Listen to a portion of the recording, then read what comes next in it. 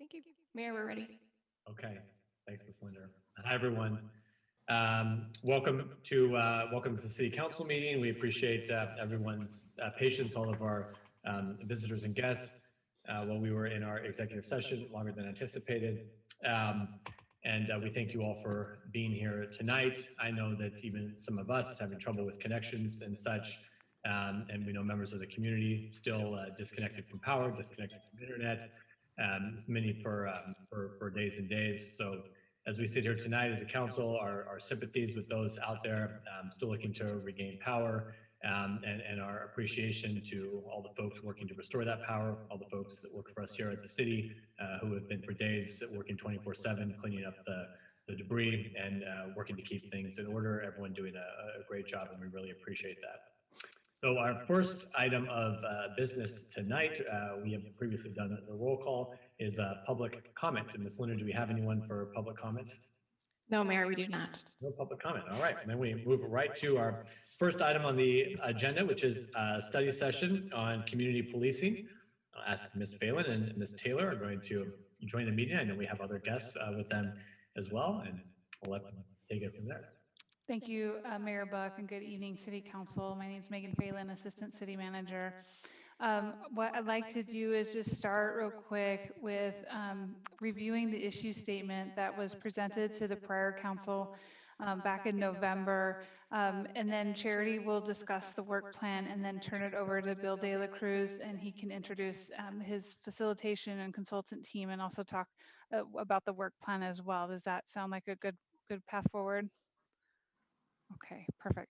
Well, as I mentioned in the staff report, we had been to council back in November 2020, and we had presented at that time what we're calling kind of an issue statement of what we hope to achieve as part of our community policing dialogue. And given that we have had some new members join our city council, we wanted to really come back and make sure that that issue statement was still an accurate reflection of what this council hopes to achieve as we engage in this process. I understand that the new councilors and new mayor have met with Mr. De La Cruz and got to meet one-on-one with him to provide some insight.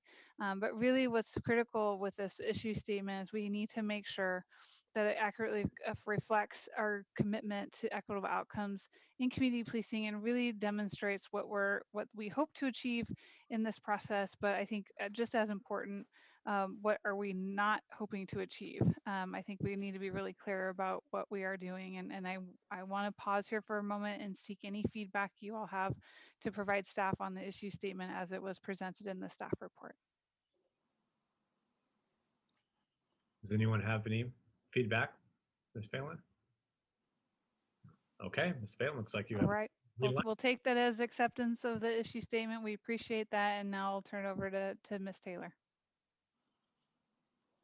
Thank you so much. Good evening, Mayor Buck and City Council. I am before you this evening to give an overview of what the outreach process will look like over the next 3.5 months or so. Over the past few months, we've been discussing what the community policing outreach process would look like.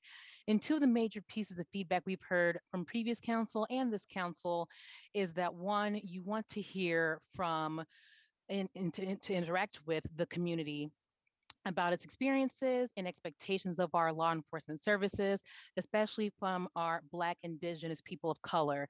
And two, that you want good data. And so the work plan that was attached to the staff report seeks to be responsive to council's feedback and to be effective in moving the conversation about community policing forward equitably, as mentioned in the policing statement. So with that, I'll get into our timeline. So this month, we are focusing on finalizing the questions that will be asked during both the police department and community focus groups. And we're also in discussion about intentional outreach to residents of Lake Oswego, those who might not live in the city but recreate or work here, local business owners, our own law enforcement professionals, and folks who are simply traveling through the city. Hopefully, the wider the net, the greater the participation and diversity of voices we hear from, which goes back to our quest for good data. So this means reaching out to groups like the Chamber, those who attended the Multi-City Equity Summit back in 2019, our neighborhood associations and boards and commissions, just to name a few. And we'll also be advertising broadly as well, including print media, social media, and of course, council will need your help to make sure that we're getting everyone involved in this process moving forward. And so the work plan also states that we'll be reaching out to communities and organizations of color in the Portland metro area, as well as local organizations, because there's not as many community-based organizations of color in Clackamas County. And so even in some of our focus groups that took place last year around the city's DEI efforts, participants in that process mentioned going to Portland for various cultural events and other engagements, even though they lived in Lake Oswego. So this is an important addition to our outreach efforts since we are leading with race in this conversation. And we want to make sure that anyone who would like to share their experiences or ideas has the opportunity to do so and that they feel safe doing that. And then in March and April is when we'll be doing the majority of our outreach. So first is the community kickoff, which is designed to be a time where council can talk about the why behind engaging in a community policing dialogue in order to frame the conversation. And then Chief Jorgensen will also be there to provide some information about the structure and culture of the police department. And then community members will also have some time to talk about their expectations for community policing in Lake Oswego. And so we're proposing that the event for this, or the date for this event would be on Tuesday, March 9th at 5:30 p.m. We don't have to necessarily check calendars now, but just wanted to let you know so that we can plan accordingly if this does or does not work for council. And then also in April, we'll be doing some community focus groups and surveys, and that will give us some time to advertise and for people to sign up.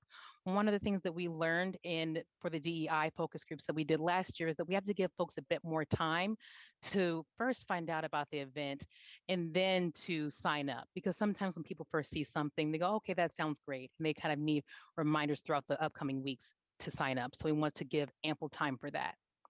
And then in May, it'll mostly be work among staff and our facilitators to analyze the results of the outreach. And then we'll also have a check-in with our council members prior to the finalization of the report, just to keep everyone in the loop.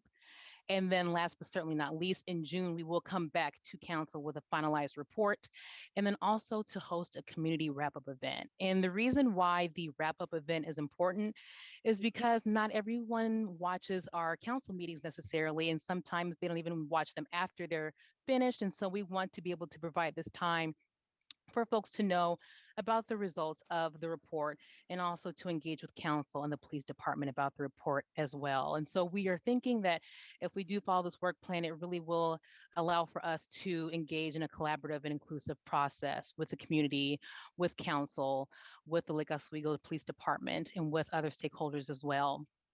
And so with that, I will go ahead and pass it off to Bill De La Cruz to introduce our facilitation team. Hi, everybody. It's great to see you again as we kick off 2021. And what a crazy month and a half it's already been. And so I'm very excited to be back with you working on this project. I think it's a very important project. It's a challenging project, and yet it's the right thing to do. And I first want to acknowledge the commitment that I heard from everyone on this screen in terms of your willingness to do this. And I've chatted a little bit with all of you about your goals and your objectives. And we're going to work really tirelessly to make sure that we meet those objectives and get as much information as possible. And so I'm going to be taking the lead on this. And I have a couple of really great facilitators. We had another person lined up, Miss Juanita Range, and she just is so busy right now, as you can imagine, good facilitators are. I was able to scoop up Miss Tara Cooper, who's done work with Dale in the SRO conversations, and I'm gonna let her and Lillian introduce themselves to you. And then we can jump back into any questions or anything that comes up from there. So Tara, do you want to go ahead and get us started? Absolutely. Good evening, everyone. As Bill said, sorry, I'm Tara Cooper, and it's a pleasure to be here. Just to let you know a little bit about me and kind of what I bring to my facilitation experience. My background is actually primarily in education. And in that experience, I worked a lot with students and families, underrepresented groups, with recruitment and retention and those sorts of things, and building relationships in the community. And during that time, I just really developed a passion for that community building and really helping folks, enter into the system wherever they saw fit to reach their goals and their purposes. And I'm originally from California. I've been in the Portland area for almost 8 years now. And when I came to Portland, I started at Portland State University in the College of Education. And so that gave me a wonderful introduction actually to the Oregon K-12 system, teacher prep, and introduced me to a lot of districts in the area. And just over time, I was able to do more of that community building and equity work. And for the past couple of years, I've actually been doing consulting. And in my consulting, I've been coaching leaders, leading for equity, working with school districts and organizations, and also just facilitating conversations, recognizing that sometimes with this work and with community building, there's sometimes difficult conversations or tough waters to navigate. And really my focus as a facilitator is first and foremost people, meeting people where they're at and creating a space where folks can come in and engage in a very authentic way, and also be open to do some deep listening and seeing as a community what can come of that. And so just bringing that experience, I really look forward to being a part of this project and working with you all. Thanks, Tara. Lillian? Hi, everybody. And to those of you I've met already, nice to see you all again. I was born and raised in Malaysia on the island of Borneo. So it's Malaysian Borneo. If anybody's been there, you know the vast wildlife, flora and fauna that we have, which unfortunately is dying because of the growth of palm oil. So before I started my company 18 years ago, I survived the last downturn. Hopefully I'll survive this one too. I was in corporate communications globally. So I worked at places like HP, Hewlett Packard, Mentor Graphics, and then I did a stint in Germany as an expat. So having had my company for 18 years, I've been doing diversity, equity, inclusion, and belonging work for about 15. And this work is very, very near and dear to my heart because I'm an immigrant and I am also baby boomer, an aging baby boomer, and a grandmother. And all these intersections of me being an Asian woman, somebody who really values a community. When I first started my business, actually, I did a lot of community outreach, representing with the Asian community. That's why they hired me for the job. But my philosophies about community building is very similar to Tara's, is that I want to find the humanity in people. I'm a facilitator, I'm a trainer. I like to meet people where they are. I really believe that empathy, compassion, and also curiosity are the things that will help us come together and be able to collaborate. I am also working with the city of Beaverton. I have been working with them on a racial equity assessment for the last several months, and we're now about to launch on a year-long program with them. I will also be working with the city of Beaverton Police Department. And I've also worked with the City of Hillsborough Police Department. So I have a lot of experience in facilitation and training and also executive coaching. I've worked with CEOs. I work with a lot of nonprofits and for-profit global utility companies. The range of companies ranges from architecture to construction. And so I have a myriad of different industries that I work with. So I'm really excited to be chosen to work with all of you. And by the way, Mayor Buck, I saw you on the Zoom call when I was on Neelam Gupta's board campaign, and she's a good friend. So I did facilitate conversations with the Lake Oswego School District with the DEI committee. And that's actually how I met Bill. Yeah, so thank you so much for inviting us here tonight. And I look forward to starting the project and working with all of you. Thank you. Thanks, Lillian. And so you see, we have a really great team of facilitators. So Mayor Buck, I'll turn it back to you to see if there's questions or thoughts or comments from you or council. Great. Thank you. Thank you so much. It's Tara, it's great to meet you. And Lillian, good to see you again. And Bill, thank you. Does anyone on the council have any questions, comments regarding this process? Counselor Mans? Oh, you're muted. Muted, yeah. We're on a roll, though. Yeah, I did well tonight up to that moment. I want to thank everyone for all of their work and this work that we're doing going forward. I think someone pointed out that it is choppy waters, it's heavy work, but we've committed to do this. So thank you to our facilitators, thank you to staff and my colleagues for taking this route. Thank you all. Yeah, I had a question about, as just going through the process. I know this conversation and the folks we have engaged on this, kickoff event and the focus groups, and then the wrap up, and then kind of what do we do with this information and other data? What's the other part of the next part of the conversation then?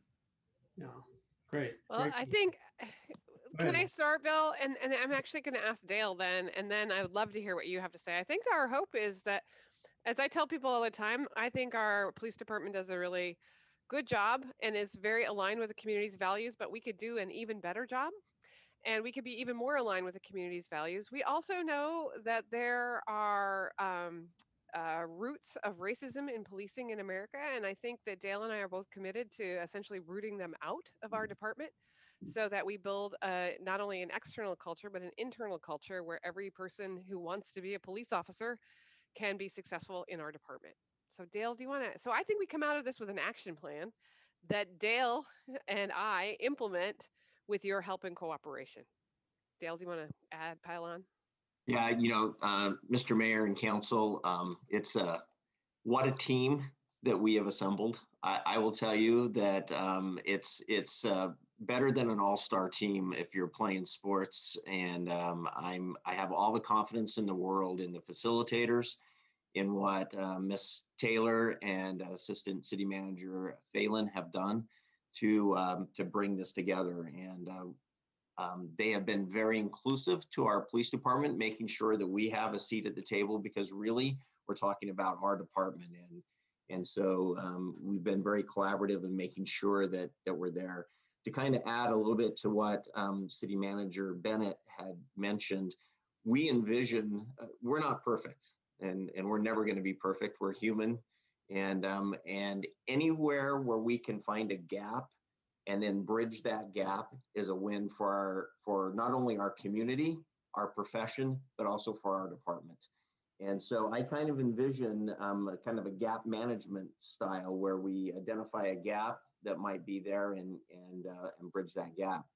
I think the other thing that was very profoundly stated in both the previous council and hopefully this council is a little bit of an education piece, because I think a lot of people perhaps don't understand exactly what the Lake Oswego Police Department does. And I was very purposeful in saying the Lake Oswego Police Department, because every police department's a little bit different.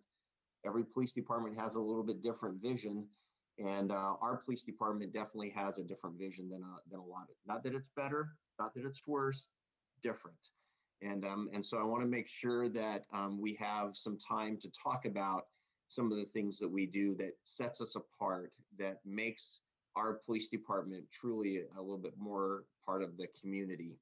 And if there's gaps in that vision, then we can adjust those gaps. So I really do kind of look at it from a business standpoint as a gap management program, where we have a great team of facilitators that will help identify those gaps, and then a great city council that will help create policies to bridge those gaps, and then we'll make that bridge. Okay, thank you so much. Councilor Mboop? Can I add to that though before you move on, Mayor? Yes, absolutely. Okay, so what I would add to that is there's kind of a twofold purpose, I think, in this work. One is what was just talked about in terms of looking at the systemic structure and obviously understanding that systemic racism and systemic bias plays a role in our systems. and also understanding the national climate around policing and really focusing on Lake Oswego as an entity unto itself in terms of what's actually happening here. And so having these conversations from a very local perspective, understanding that there's a ripple effect that impacts that. I think the other outcome that you can look for is that these conversations around race in our community are very challenging for a lot of us. And so my hope is through this process that we build structures and processes where as a community, we can have these conversations more openly, more freely, and without going to denigrating and demeaning each other in the process. And so that's another one of those kind of national climates that we're seeing around divisiveness. So I'm looking at this both from the perspective of what is systemically obtainable in terms of concrete recommendations that you all can make to say, we found this gap, here's how we want to address it. The other piece is, how do we create this culture where we can have these conversations when people may be diametrically opposed to each other and still realize that we are part of a community. And when we other each other, then we're no better than the people that we are looking at and saying they're doing wrong. And so I think that's the other piece, is if we can equip you all with these skills to continue to facilitate these conversations, so when something comes up, that it doesn't go right to you're this, you're an ism, and we're going to treat you that way versus what just happened here, and let's have a dialogue around it. So I think that's the other big piece that this process will have. So you'll have both the concrete stuff that you can say, let's address, and then we'll have the community piece that says, how do we really work through this? Because as Dale said, we're all human beings and we're all fallible. And so this is ongoing work. So part of that work is creating the structure to continue this dialogue, because whether it's in policing or parks and rec or people having access to services, I think that it's a great conversation for us to have as a community. Thank you very much. Councilor Mbu. Thank you, Mr. Mayor. I'm glad to see here Bill and Charity. We work together in the DI, and Chief Jurgensen, who's been always there also at response to racism. I'm happy to see someone who work at my college. I'm a graduate of the School of Education, the College of Education. And I think, we have value there of diversity, equity, and we call in, we don't call out. And, that's the thing. The work we're doing is not a work of diminishing or making, the problem is, it's not, I've always been saying that it's not the police, it's the society. The people who work at the police, they come from our society. What they do in our offices is what they do in the police. That's the same. It's the caste. Because now their words, when you use them, it hurts. People, when you say racism, it hurts. But like Wilkinson said, it's that old house we all bought and we need to fix. None of us created the system that is being here, that's here, none of us.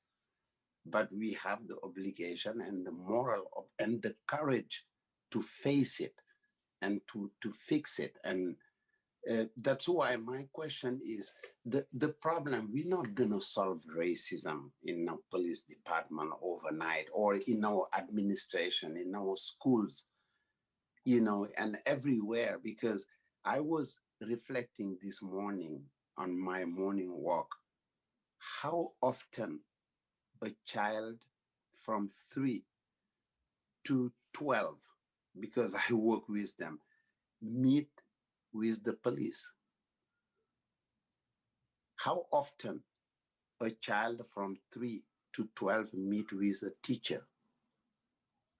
So the problem we have in our society is not a police problem. It's an educational problem that has its roots in our schools. where the curriculum violence is continuing and we are denying it. The police is the easy part because they use a gun and shoot someone and kill them. But we don't see where this thing come. And every time we have specialists come, we discuss about this. 20, even 5 years from now, we're gonna have another committee. Okay, let's talk about this. I don't think that's where we should go. Where we should go is to talk about ourselves, all of us as Americans. It's not about pointing fingers, say you did this, he did this. It's about us. Every day when you wake up, what have you done for your country and what you are ready to do for your country? It's easy always to point finger. John is a racist. Kerry is this and this. We're not going to go anywhere. So that's why I'm asking, when we're listening to people, what do you want to achieve as like all this community policing? What do you want to achieve? Like at the end of the day on March or on April, are you going to solve the question of the police never pulling me over when I drive because I'm a black man? Or are you going to solve the problem when the police sees Jones or Joe Buck's child on top of the roof of Hallinan and call Joe to come pick him up? And when they see Charity's children, they take them to the precinct. Is it what you are going to solve by doing this? Or what do we like? We have to be intentional on what we're doing. And not only that, we should call like what we're doing, that we are talking about the police, we should also talk about the other places of our administration. Our planning department, we have to go talk to them about that. We have to go talk to everyone, because it's not only that. And I know you're gonna say, oh, why? It's not about the police. It's not be fair. Like it's about, and terror, you know what I'm talking about. This system is deep rooted everywhere. And until we call it out everywhere, it's not gonna be solved, because we're not facing the problem. We are sidelining and finger pointing. And I know it's not the place to take that, but I'm just tired. And honestly, when I say that I'm tired, and I'm tired to be tired, because I know where we are going is not the right direction. Because what we're doing is like you walk, you fell, you have a patch. And, instead of saying maybe it's the shoes I wear that makes me fall, or maybe the roads are not well done. So this is the problem, because George Floyd, in the middle of America, in a pandemic, everybody saw his plight.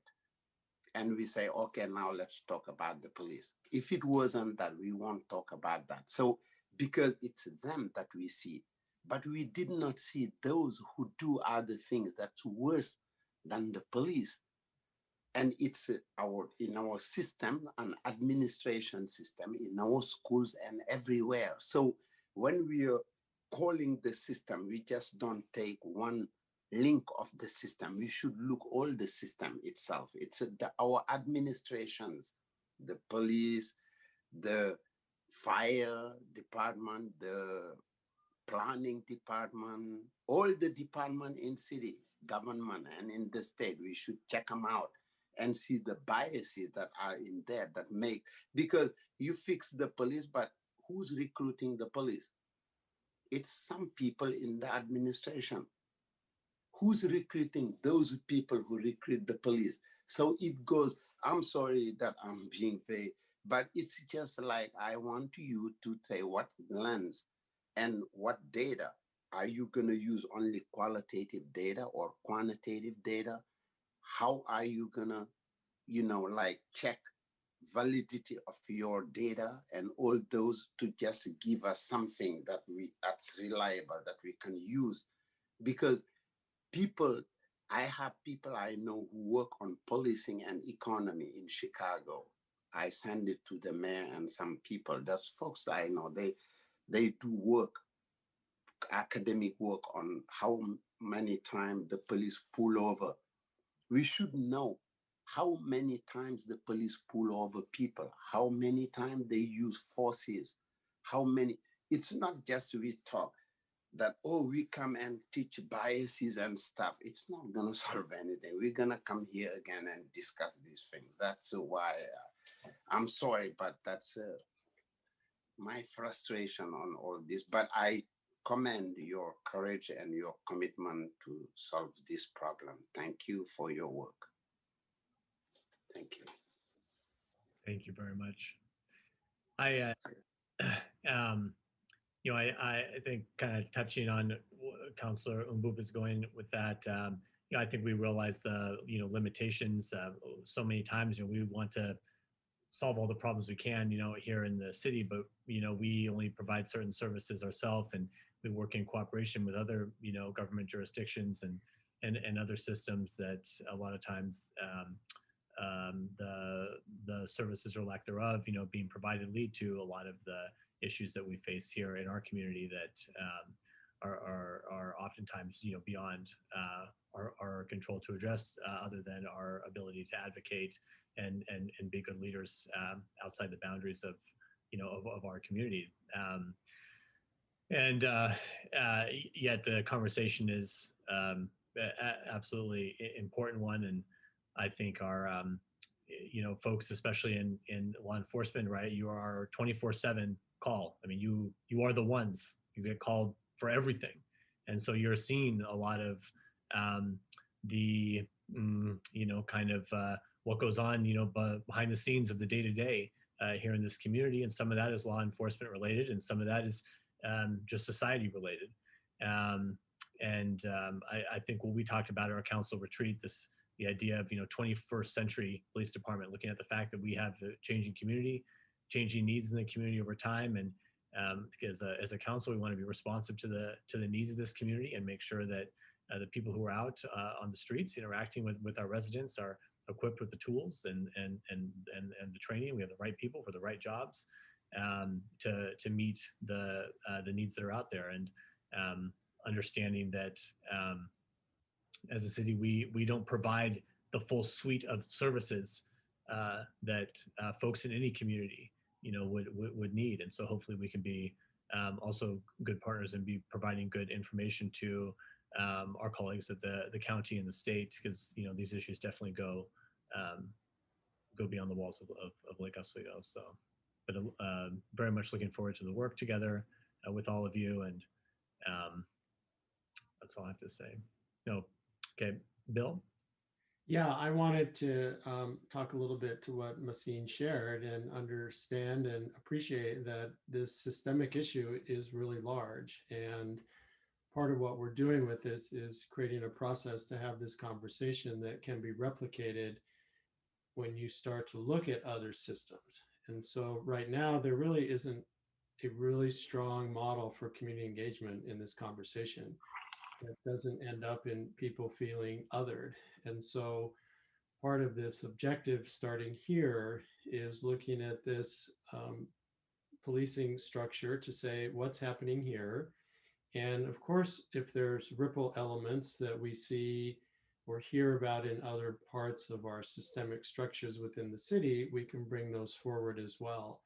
And one of the things that you brought up is really something that I would ask you all to work with City Manager Bennett on is, what is it that you're looking for? What is the information that you would see at the end of this that would say, we have enough information to move forward? Because it is going to be both qualitative and quantitative. We have stop data that's very much quantitative, that has numbers in it, and yet it's not definitive that says, here's the issue that we need to solve for. So there's a deeper conversation there. We'll have qualitative data that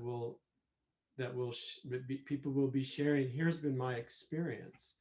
And so which one is more of value? Because we have to look at both of them. So this is a work in progress, and it's very adaptive. And so I just want to let you know that this is not, there isn't a process that we're pulling off of to say, here's a best practice. What we're really doing as facilitators and as a team is we're building this process as we go with the best knowledge that we have, with the understanding that this is just a small piece. And we all as facilitators, and I'm sure all of you understand that systemic racism is a big topic and it's rooted in all of our systems. And we know that. It's just that you can't take everything on at once. And so this is our starting point. And we have a willing chief of police, which a lot of communities do not have. We have a willing city manager. We have a willing city council.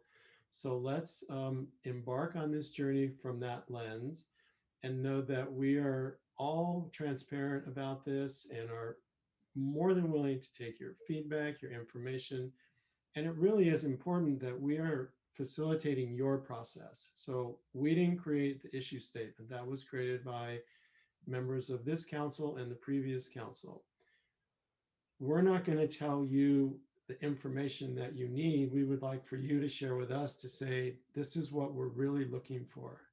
And we can augment that, obviously, but your input will be the starting place. And so when you get the information in June, then going back to the mayor's initial question is, what are our next steps? The hope is that you have enough information to be able to make some decisions with the police department to say, this is where we need to restructure. This is where we need to retool. This is where we need more development work. And so I think it's an exercise in both patience and also an exercise in just allowing the process to play itself out, because we don't have a preconceived idea of where we're going to end up. So I understand your pain, Massine, and I know you and I have had that conversation about the systemic work that we're embarking on. And so I just wanted to bring that in to our awareness that we can't do everything at once. So this is our starting place. And that's why I drag you back. Thank you, Bill. I think that's bang on. To drag you back to the issue statement. That's why we bring it up at the beginning. Our goal is to look at systems, structures, processes, policies, procedures, and practices with a goal of increasing trust between the community and the law enforcement professionals, especially those who come from marginalized communities. It's really, you guys have done a lovely job.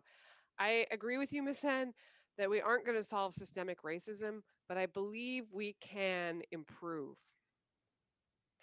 And I think you and I've also talked about the fact that the issue around police is because police officers have the legal right to take you, right? They can use force on you. And so that's why some of the issues that have played out in our country around racist practices inside police departments are so raw and visceral for people, because we can all imagine ourselves in that situation. I honestly think our department has been on a really awesome path for quite some time, but we can get better. And that's our focus on this dialogue ought to be: systems, structures, processes, procedures that help us increase trust with every person in the community. And not try to oversell what we're going to do, because we're not going to do what you said, but rather, are we going to keep moving forward? If I could just add one quick thing to Councilor Mahboub's statement, which I wholeheartely agree with. One of the things that I think we're pretty good at is collecting data. We're not really good at analyzing the data once we collect it. And that's the reason why we rely on the STOPS program with the state. And that's part of the education piece that we're going to share with you, is all of our STOP data that goes right to what the counselor was talking about. We'll be able to tell you exactly how many cars we pull over, how the ethnic and racial breakdown of those people, whether or not we issued them tickets or citations. We can give you all that data. We're going to bring in a person from the STOPS program that will explain that data. I'm not a statistician, don't pretend to be one. And so we're going to bring somebody in that will do that. We keep data on all of our use of force. I will share that with you on all of our use of force that we have over the year. And we do that yearly. We can talk about all of our complaints. We can talk about all that data. And that was part of the education piece that when we first kind of lined this out, that we wanted to make sure that we brought up and kind of showed not only the council, but the community about it. Thank you all very much. So Mayor Buck, just wanted to confirm, Mrs. Taylor mentioned that we are looking at Tuesday, March 9th at 5:30 to have this community kickoff event. Would love confirmation from council to ensure that works for them and their calendars. It's good with me. Does anyone have an issue with Seeing that? some thumbs up. Okay, perfect. Plan on at least a couple hours is my thought. And then we would really love your help. If you know of any people we need to reach out to personally invite to make sure they're aware of this event, please send that to either I or Martha or Charity. We want to make sure to cast a very, very wide net to encourage people to participate in this kickoff event. So anyone you want us to connect with, please do let us know. Okay, very good. Okay, well, thank you very much. We appreciate your work and we look forward to traveling down this road together. Great, thank you. Thank you. Okay. Okay. Our next item on the agenda is the Boones Ferry Road staging site, potential MOU with Metro and Housing Authority of Clackamas County. We have Planning Director Siegel joining us along with Mr. Sin and our city engineer, Ms. Rooney. Welcome. Thank you, Mayor. This is Scott Siegel, Planning and Building Services Director, and we do have some guests this evening, whom I'll introduce in just a moment. Before we do that, I just want to provide a little bit of background in that this is a council initiative that began 2 years ago, and the current council members, some of whom were involved in earlier discussions about housing, but just to provide a little bit of background about how we got here and the property that we're looking at. This is the Boones Ferry Road staging site, and the purpose of the study session this evening is to get your feedback on a potential memorandum of understanding with Housing Authority of Clackamas County and Metro. Metro is, of course, the agency with funding for regional housing projects, and Clackamas County Housing Authority is our housing authority, as we do not have our own agency within the city. The Boones Ferry Road staging site is shown on this map. It is in the southwest portion or area of the Boones Ferry Road improvements. It's actually located outside the current Boones Ferry Road project, but the property is being used for construction staging for equipment storage and materials for the project. It's located here at the corner of West Sunset and Boones Ferry Road. It's about 1.4 acres in size. The city acquired it in 2018 for about $2.25 million. There's 6 lots on that corner altogether, so it's not one unified site. It's 6 properties, and there's 3 different zones on the lot, which I'll discuss in just a moment. The prior council's direction on this beginning in 2019, following passage of Metro Housing Bond measure, the council was interested in working closely with Clackamas County and Metro to try to direct some of the regional funds into our area to meet housing needs in Lake Oswego, workforce housing specifically. In 2020, the council provided further direction to say begin work on an affordable housing project in Lake Oswego by initiating a rezoning process for the site, for the construction staging site.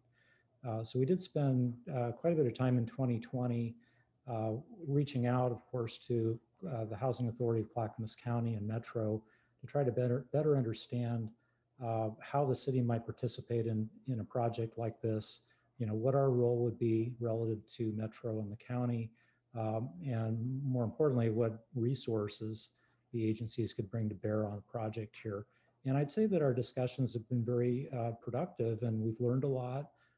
Lake Oswego is not a housing developer. We do not have a housing agency, as I had mentioned, and our urban renewal plan for the Lake Grove Village Center does not even address housing. So this is really outside of the scope of that urban renewal plan. I'll discuss a little bit more about kind of what some of the issues or considerations might be for moving forward on this. But before I do that, I'd like to introduce Jonathan Williams, who is with Metro, Jill Smith, the Executive Director of the Housing Authority, and joining her this evening is Devin Ellen. And they can provide they wanted to provide some background as well as introducing themselves. Again, this is a study session. We understand you're not taking any action this evening. It's really informational, and we're seeking your input on a draft MOU. So with that, I will hand it over to Ms. Smith. I think this is my slide, Scott. So Jonathan Williams, thank you. Thank you, Scott.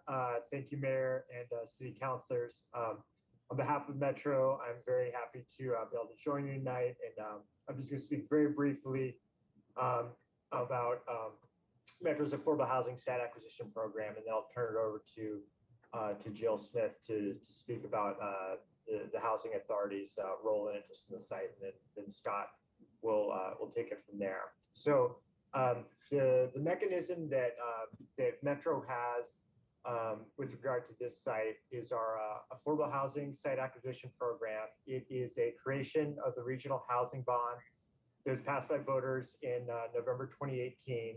And Metro, of the $650 million region-wide that was created for affordable housing, $65 million was held back to basically for site acquisition initiated by Metro to acquire affordable housing sites and support development on those sites in areas that really Metro sees as offering exceptional opportunities for residents that affordable housing developers might not otherwise be able to pursue.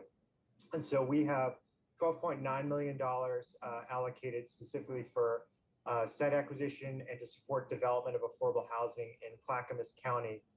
And the way that we are deploying those funds is basically through partnerships with the local funding agency. So in this case, it would be Clackamas County. We also have a track record of working with the local jurisdiction. So we're working right now. We just issued a developer solicitation, which we jointly developed with the City of Beaverton, and we're working jointly with the City of Portland on a development solicitation for property owned on us in Northeast Portland. And we're also going to be doing something similar with City of Gresham. So this is a model that we've been refining. I think what is unique and exciting here is that this will be the first time that we have partnered with both the housing authority and a jurisdiction which doesn't have its own funds. This is an opportunity for us to do really a three-way partnership between all three jurisdictions. So we have a model that we've worked out pretty well that gives voice to all the parties, and we're really excited to be able to work with the city here on what we see as a really exciting site and to find a good partnership. So I think with that, I'll turn it over to Jill Smith. Hi, everybody. Thank you for the invitation and the opportunity to be here and talk to you about this potential opportunity. I first wanted to just briefly introduce myself. I'm the Executive Director of the Housing Authority of Clackamas County, your housing authority, and part of my role is to coordinate services across Clackamas County. And the mission of a housing authority is really to help ensure that all areas of the county have affordable housing so that your children and your grandchildren and your disabled daughter can afford to live where they grew up. And I want to tell you a little bit about the bond, about Clackamas County's goals related to that. And then I was going to ask Devin, who's our Director of Development, to talk just for a minute about some of our priorities related to developments and share a few of the developments that are underway with this resource. So the intention of the Metro Bond program is to create affordable homes that are proportionate to the amount of revenue that's raised in each jurisdiction and county. Every county contributes a different percentage of property taxes, and that's based on how many of the county's homes fall within the county's urban growth boundary.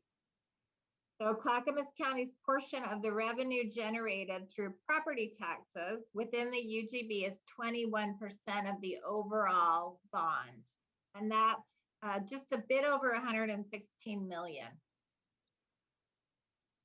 As a county without an entitlement city, and that means that we don't have a city in Clackamas County that has at least 50,000 in their population. Beaverton and Hillsborough and Gresham, I know are all entitlement cities, so they have their own direct allocations. But because we don't in Clackamas County, the Housing Authority is sort of the pass-through entity for all of this funding. Our goal is to partner with cities and unincorporated areas and produce these units, which we've have our minimum goals here on this slide.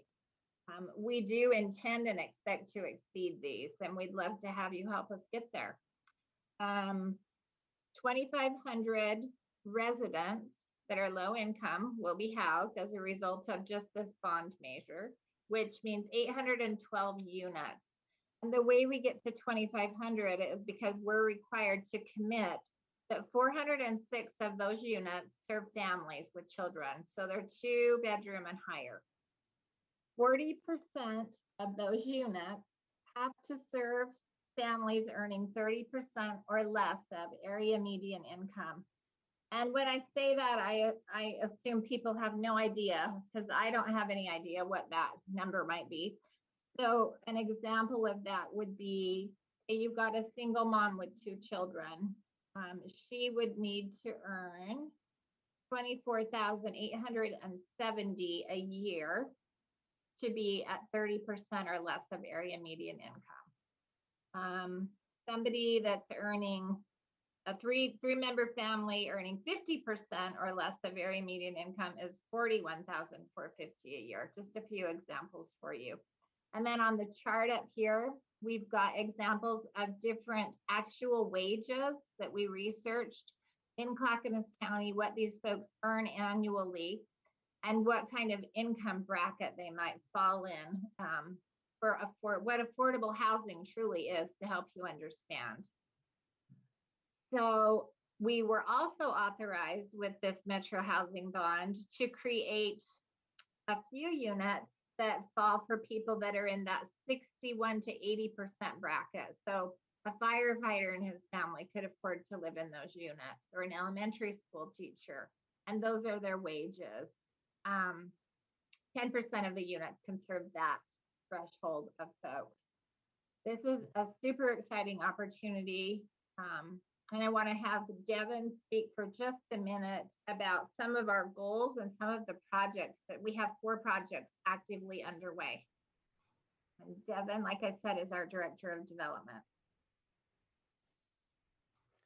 Good evening, I'm Devin Ellen, and I'm thrilled to be here today to discuss this exciting opportunity to create affordable housing in Lake Oswego.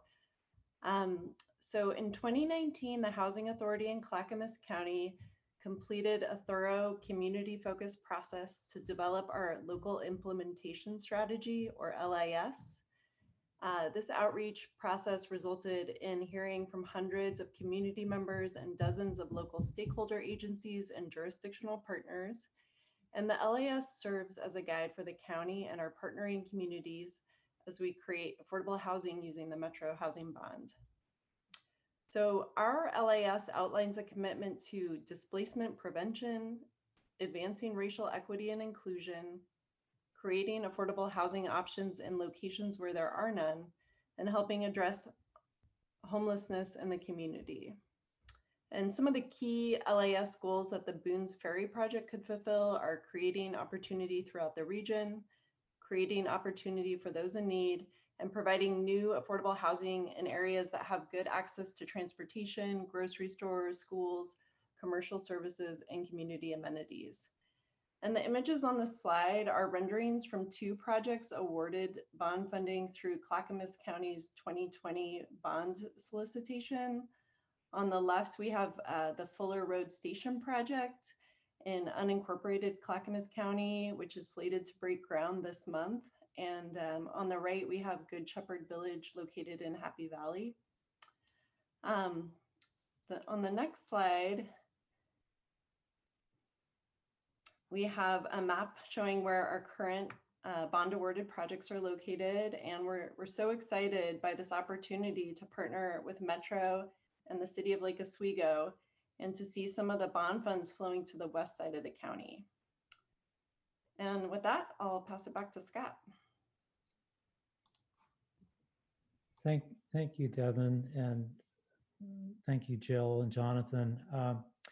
Just briefly here, and the council report goes into all of this in more detail, but I wanted you to be aware of what some of the trade-offs or some of the considerations are if we were to move forward with this. Certainly, the property is well situated for housing, for affordable housing. It's within walking distance of 2 grocery stores, medical offices, parks, Lake Grove Elementary School, and a rebuilt, soon to be completely rebuilt Boones Ferry Road with transit service on it.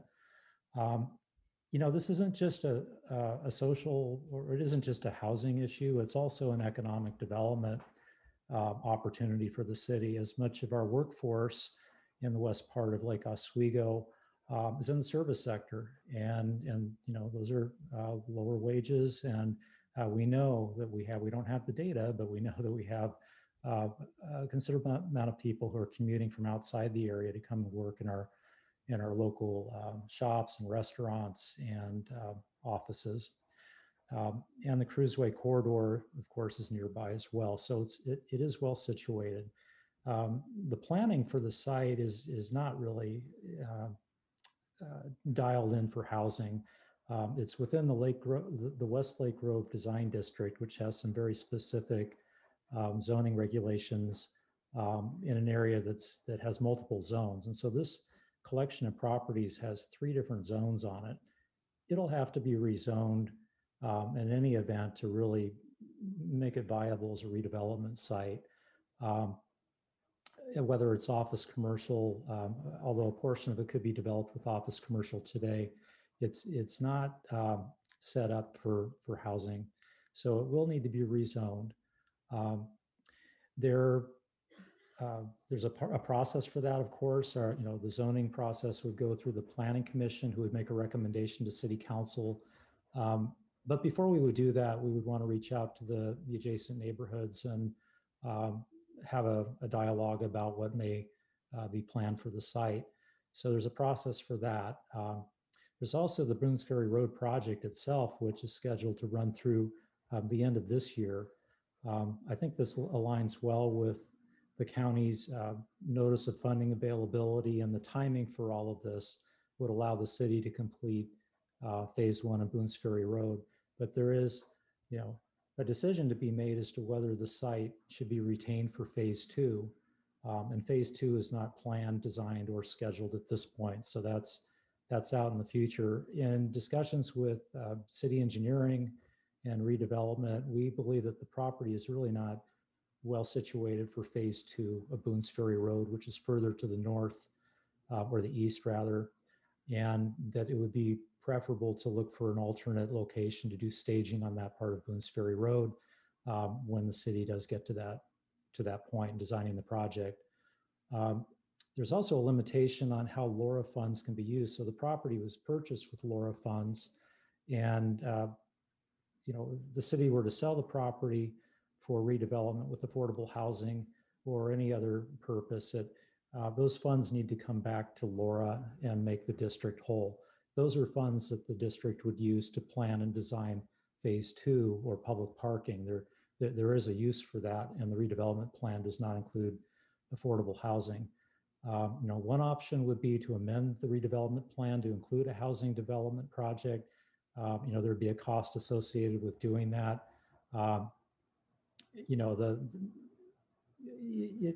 it wouldn't be a good cost-effective use of city funds, we believe, to do that. So, but that's a choice that the city could ultimately make, is to make it a redevelopment project.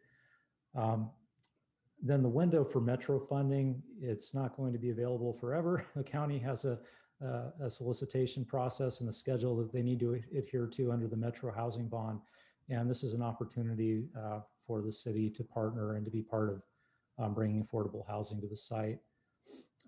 Finally, the tax base. So the property is not on the tax rolls currently. It's owned by the city or by the redevelopment district. If the site were to be disposed of, sold to a private developer and developed with office commercial or any other private development, it would be returned to the tax rolls, and that would be available for funding city operations or potentially expanding the urban renewal district and providing revenue for that. If it's developed with affordable housing, it could be, if it's publicly owned, then of course it would not be on the tax rolls. But even if there's public participation, and Ms. Smith could probably tell you more about what that would mean. It may or may not be on the tax roll. So it's just something to consider long-term if the property's developed with affordable housing. But that kind of concludes that part of what I had to say. Just to wrap up here, again, we're seeking your input, or if you have any questions, any feedback. This is generally what the next steps would look like. We would come back with an MOU for the city council to take action on, potentially at your first meeting in March. The zone change process would ensue through the spring and would come back to the city council for action likely this summer. We would try to get that to you before you go on recess this summer. And during that process, during the course of going through that process, the city would be working with Metro to develop an IGA and a potential development and disposition agreement for the sale of the property, with the idea being that the city would work very closely with Metro and the Housing Authority of Clackamas County to issue a development solicitation. Whether we would do that jointly or we would be coordinating and providing input, those are all decision points that we can make along the way. And I believe the draft MOU reflects that. So I'm happy to answer any questions, or my colleagues here, Sid Sin with Redevelopment is here. Erica Rooney, I believe, is in the meeting. And then our partners from Metro and Clackamas County as well. With that, I'll take this down so we can see each other. Thank you very much, Mr. Siegel. And partners, thank you all for being here tonight. We really appreciate it.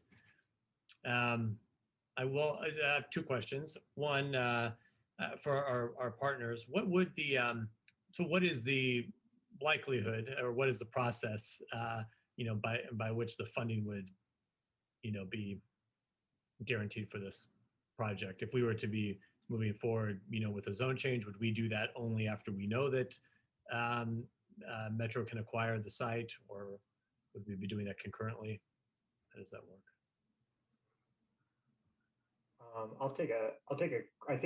I think the intention of the MOU is to ensure that all of we're all on the same page as to what a path forward for the redevelopment. I think Metro if we have this MOU, I think we're very, very committed, and we're very excited to move forward, and we have available funds to acquire the property. I think that our intention is to I think our thought right now is that we would actually enter into a binding IGA once we know exactly how the zone change plays out, and we have a mechanism for determining price and all these other details. But Alyssa Gertler, my boss's boss, is very excited about this site, and we have available funds, and the county is also supportive of this acquisition. So we have funds and we have support, and I think the intention of this MOU is just to, again, just kind of confirm that we're all on the same page, so there's a path forward. Gotcha. Okay. Yeah, thank you. That answers my question. Thank you. And then my other question is just what, Mr. Siegel, what zone would we change the property to? Well, it's interesting that most of the property is zoned what's called Westlake Grove Office Commercial. And in any other district of the city that, or any other area of the city that is zoned office commercial, multiple family housing is permitted.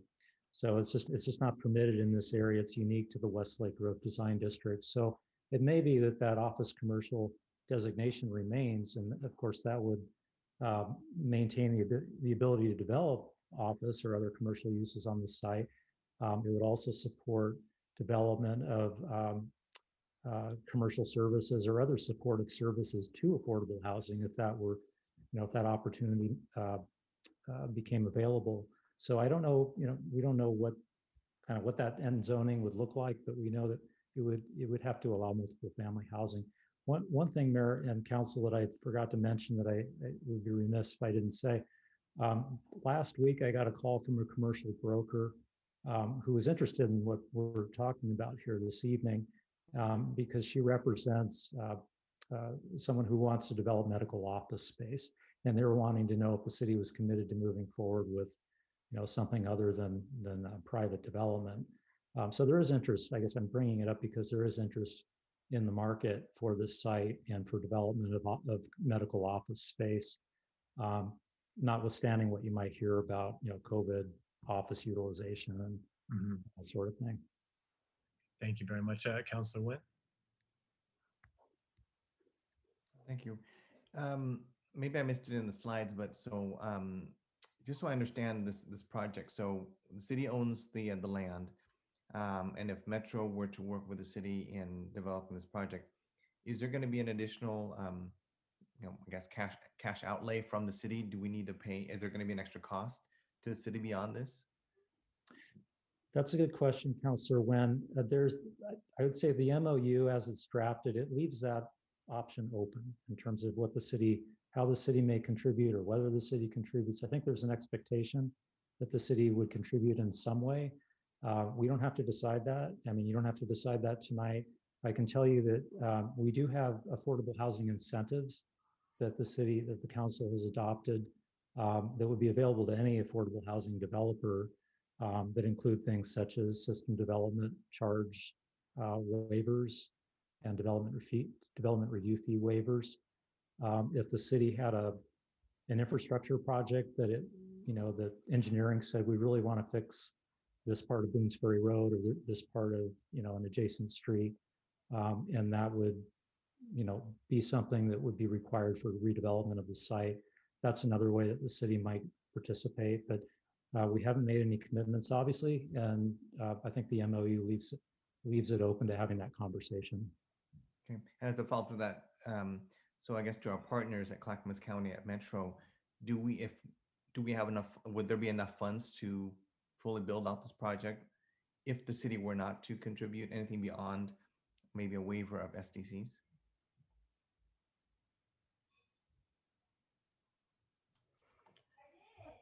I'll take that one. I think that the answer is yes. We would be leveraging other sources like the low-income housing tax credit, most likely. So I think that we could put together a project that would work, but I think that would ultimately be, the responsibility of the future developer to create that, capital stack, as they call it. Okay. Thank you. Councilor Wendland. So if we figure out how to get the land and Metro helps fund it, then you would have an outside developer develop it and pay for that with various funds from the bond or from other places. Who in the end owns it and operates it? In that sense. Generally, that would be up to the developer / owner. The properties that we are developing right now utilizing Metro bond funding, one is owned by the Housing Authority, the other 3 are privately owned and operated. And even the one that's owned by the Housing Authority will be managed by a third party. That's kind of the model that we're moving forward with. Okay, and so it would be more affordable housing and it would be rentals, correct? Yes. And then, so the developer and owner of the project, how do they, I mean, they're in a market, how do they get rents? I mean, are they subsidized through the bond then? I mean, forever and ever? I mean, how does that work? They are subsidized through the bond, and generally most of the folks accessing this funding utilize the 4% tax credit as well. And there are income and rent restrictions for that. And they have to guarantee for 60 years that the units will be affordable to that population. So there's a 60-year restriction. Jonathan and Devin, do you guys want to add to that? Sure, I'll just add. So basically, the model is that the subsidy, including the bond funds plus the federal tax credit program, basically buy down the development costs, so that the developer is able to developer basically accepts those funds and in exchange holds the rents down. And so because the project has less debt, it doesn't need market rents to basically to maintain itself. Okay. And so the rental restrictions are administered by who? Is it set in the state? By the state? Okay. And that's done at the beginning when the project is started, and then it is a certain percentage of something, and it just goes forever and ever, essentially. Okay. And then at the end of 60 years, they get to have the facility, or does it always stay with? I mean, who actually? I mean, and the land, Metro buys it, and then they actually, that's part of the transaction with the developer. They would have the land. Yep. So we would basically write down the value of the land. Clackamas County would come in with the bond funds commitment, and then the developer would secure federal tax credits, and then after so the initial restriction would be for 60 years. In many cases, the developer every 15 years is basically able to recapitalize with additional tax credits. And so the projects often just keep that 60-year horizon just keeps kind of rolling over. But if they wanted to, ride it out and not accept any more subsidy, they could potentially go back to market in 60 years. But a lot of times they'll just keep getting more subsidy and stretching out that horizon keeps rolling out. Okay. Yeah, another strategy that's common in these deals is housing authorities will negotiate the right of first refusal if an owner does opt out. And those are all deal points that can be negotiated up front, because we really don't want to lose those affordable units. We want them to be there forever. Okay. And so on a developer, are they just private developers, or are some of these like Northwest, the Northwest Housing that built Oak Grove? Is it that type of partnership? Is that the type of partnership you're looking at, or is it private developers that want to run? It can be both. We're working with both private and affordable developers right now. Generally, we run some sort of competitive process and select a deal. In this case, it could be with your participation, the best fit for the property. And then from the standpoint of development, the Oak Grove project, that was appealed all the way up to LUBA, and it took, I don't know, an extra 5 years. I don't know if anyone remembers, but it just took forever and ever to get that approved. Would this project have to go through that same hierarchy of, because the neighborhood associations kind of came out in force on that one and took it all the way up. So would we have that same risk if we did this project, or do we get kind of a golden ticket because it's part of the whole bond? I think Mr. Boone would have a comment on that. Well, my recollection is that was Northwest Housing, that was a conditional use. So the conditional use standards are more discretionary, are discretionary. And so it would depend upon what the use standards are for the for the zone. Typically, housing is outright permitted, so we'd be looking at the standards there. So I'm not anticipating a 5-year. I would not anticipate a 5-year appeal to the Supreme Court, et cetera. But that's a More risk. like the standard housing. Okay, but that could be a risk, or Well, no, if it, can we mitigate that risk somehow? well, if affordable housing is not a use, the question is, it's going to be multifamily housing. Okay? Right. And so is multifamily housing permitted in the zone with clear and objective standards? Should be. So I don't anticipate that it'll either meet the criteria or it won't. I mean, there can be that issue. But as far as it being like Northwest Housing, where it was conditional and discretionary standards, that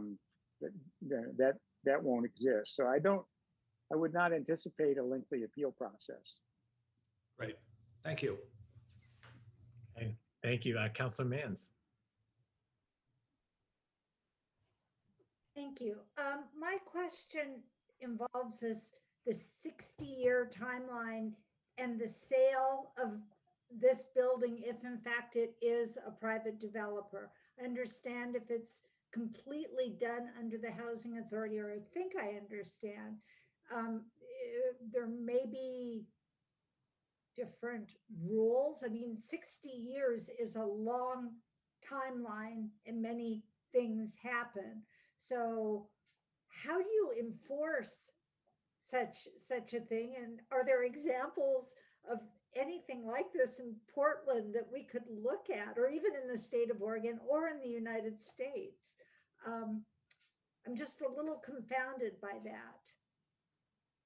But we have lots of examples, even in Clackamas County, that you can look at. Beautiful buildings. We could get you a whole list of different buildings with different timeframes that they've been affordable and operating under different structures. Happy to put something together for you if you want to understand that more. I would, especially in the privately held sector. And if there's some notation of how many times they've changed hands over a longer time frame and what the criteria would be, and if it changes. Don't get me wrong, I think this is awesome, but it's not my area of expertise at all. Thank you for that.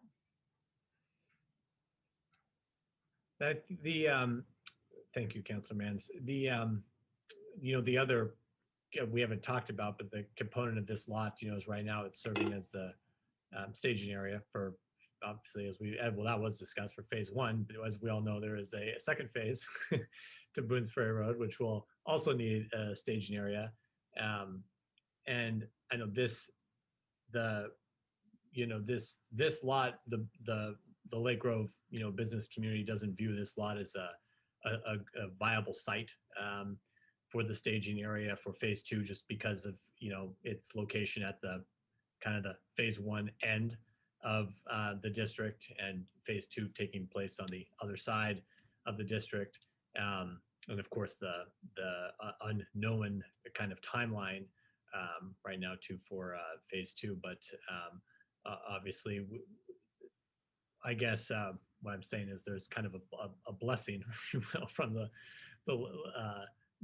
stakeholders in Lake Grove on this particular use of the site. Once phase 1 is complete. Obviously, completion of phase 2 remains very important to the stakeholders in Lake Grove, what I intimately know. So just to be clear too, Scott, they're approving, exploring the possibility. They're not, when the MOU comes, not committing. Yeah, thank you, City Manager Bennett. The MOU is really just a plan to plan, or a plan to move forward in exploring all of these issues with zoning. Zoning is a city process. The IGA that would be developed with Metro is a separate sort of discussion about real estate. So there are off ramps at each step along the way. Great. Yeah. Not to certainly, I mean, we are asking kind of, or in a way, a commitment from our partners here. So not to make it seem like just a pinky toe in, but, I'm not hearing good questions tonight, but anyway, yeah, very good. Is there any other questions or information, Councilor Windland? And so I know that there was different restrictions on who could use the housing. How is that? Is that part of our zoning process, or is that part of the funding process? So whoever comes in, I mean, how do you determine who gets to live there? Because I love the family aspect. And I think this whole bond with Metro and Clackamas County, having more family housing is really key. I think that's a home run concept, and I hope it happens, because it's I think that's where we see most of our challenges are families, young families that need housing, and it becomes unaffordable for people that really want to start out. And I don't know what kind of restrictions that we would, if you commit to Metro and you commit to, Clackamas County Housing Authority, do we have a say in how it's structured, or is it we give up all our rights and I mean, you guys just make all the rules after that?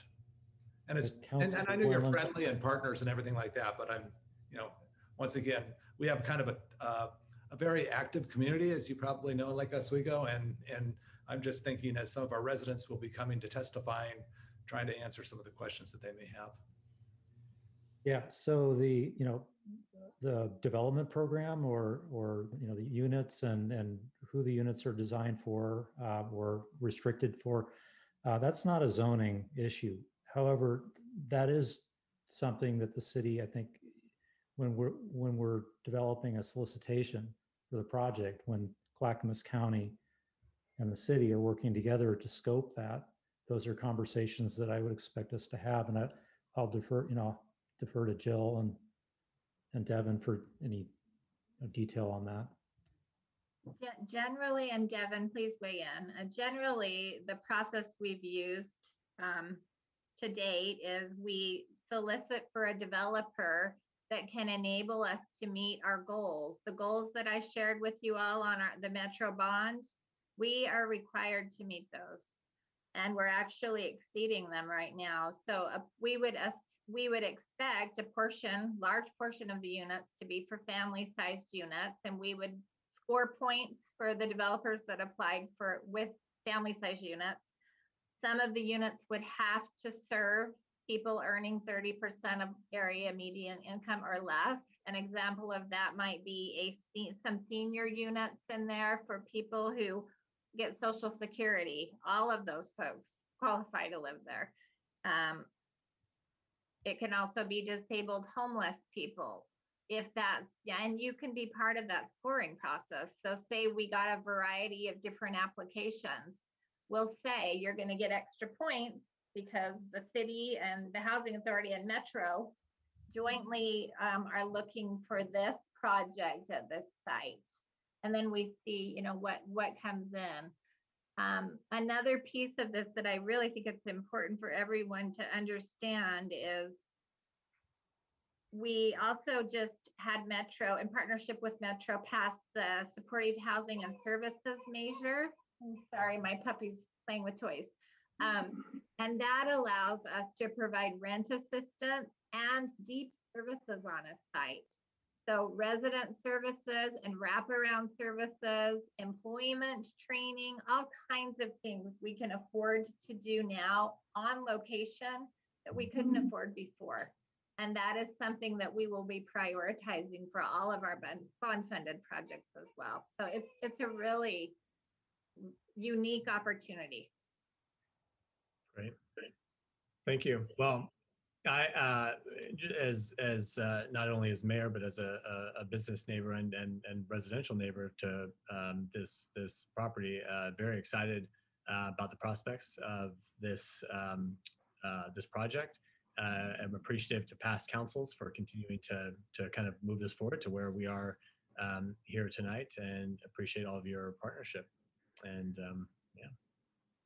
Ms. Bennett, is there anything else that is needed from us? No, just to know that this is coming back at your next meeting. Okay. All right. I'm about to say what I said to the mayor in a text, which is you guys actually have quite a lot left to do tonight, and it's already 7:30, so I don't want to belabor it. If you don't have questions, we need to keep going. Moving on. All right. Thank you all for being here. Appreciate it. Yeah. Okay. Yes. Thank you, Martha. We have to go fast, guys. Go fast. We don't have to go fast, and we've just been doing this since 3 o'clock this afternoon, and you still have probably an hour's worth of work to do tonight. It's only 7:30. Some of us haven't had any food, Your Honor. The next item on the agenda is the legislative update. And joining us for that is Ms. Deasing. Welcome. Thank you very much. I will be brief. I take the note from Martha. So no presentation, no PowerPoints, straight to the point. So good evening, Mayor and Council. I'm Madison Thiesing, the assistant to the city manager. Tonight, as a follow-up to the February 2nd City Council meeting, I'm bringing forward a proposed 2021 legislative agenda. The legislative agenda was included in your packet. A proposed legislative agenda was included in your packet. The agenda guides city staff on what legislative policy areas to focus lobbying efforts on and what topics to engage in. Specifically, the agenda provides a framework for evaluating legislation in terms of opposing, supporting, and neutral. The main three principles that we would evaluate any legislative initiative is that we have three, which is to preserve home rule authority, avoid unfunded mandates, and three, leverage regional and state partnerships as much as we can to achieve a community's goals. As you see in the council packet, the proposed agenda is in alignment with the newly adopted 2021 City Council strategic goals and priorities.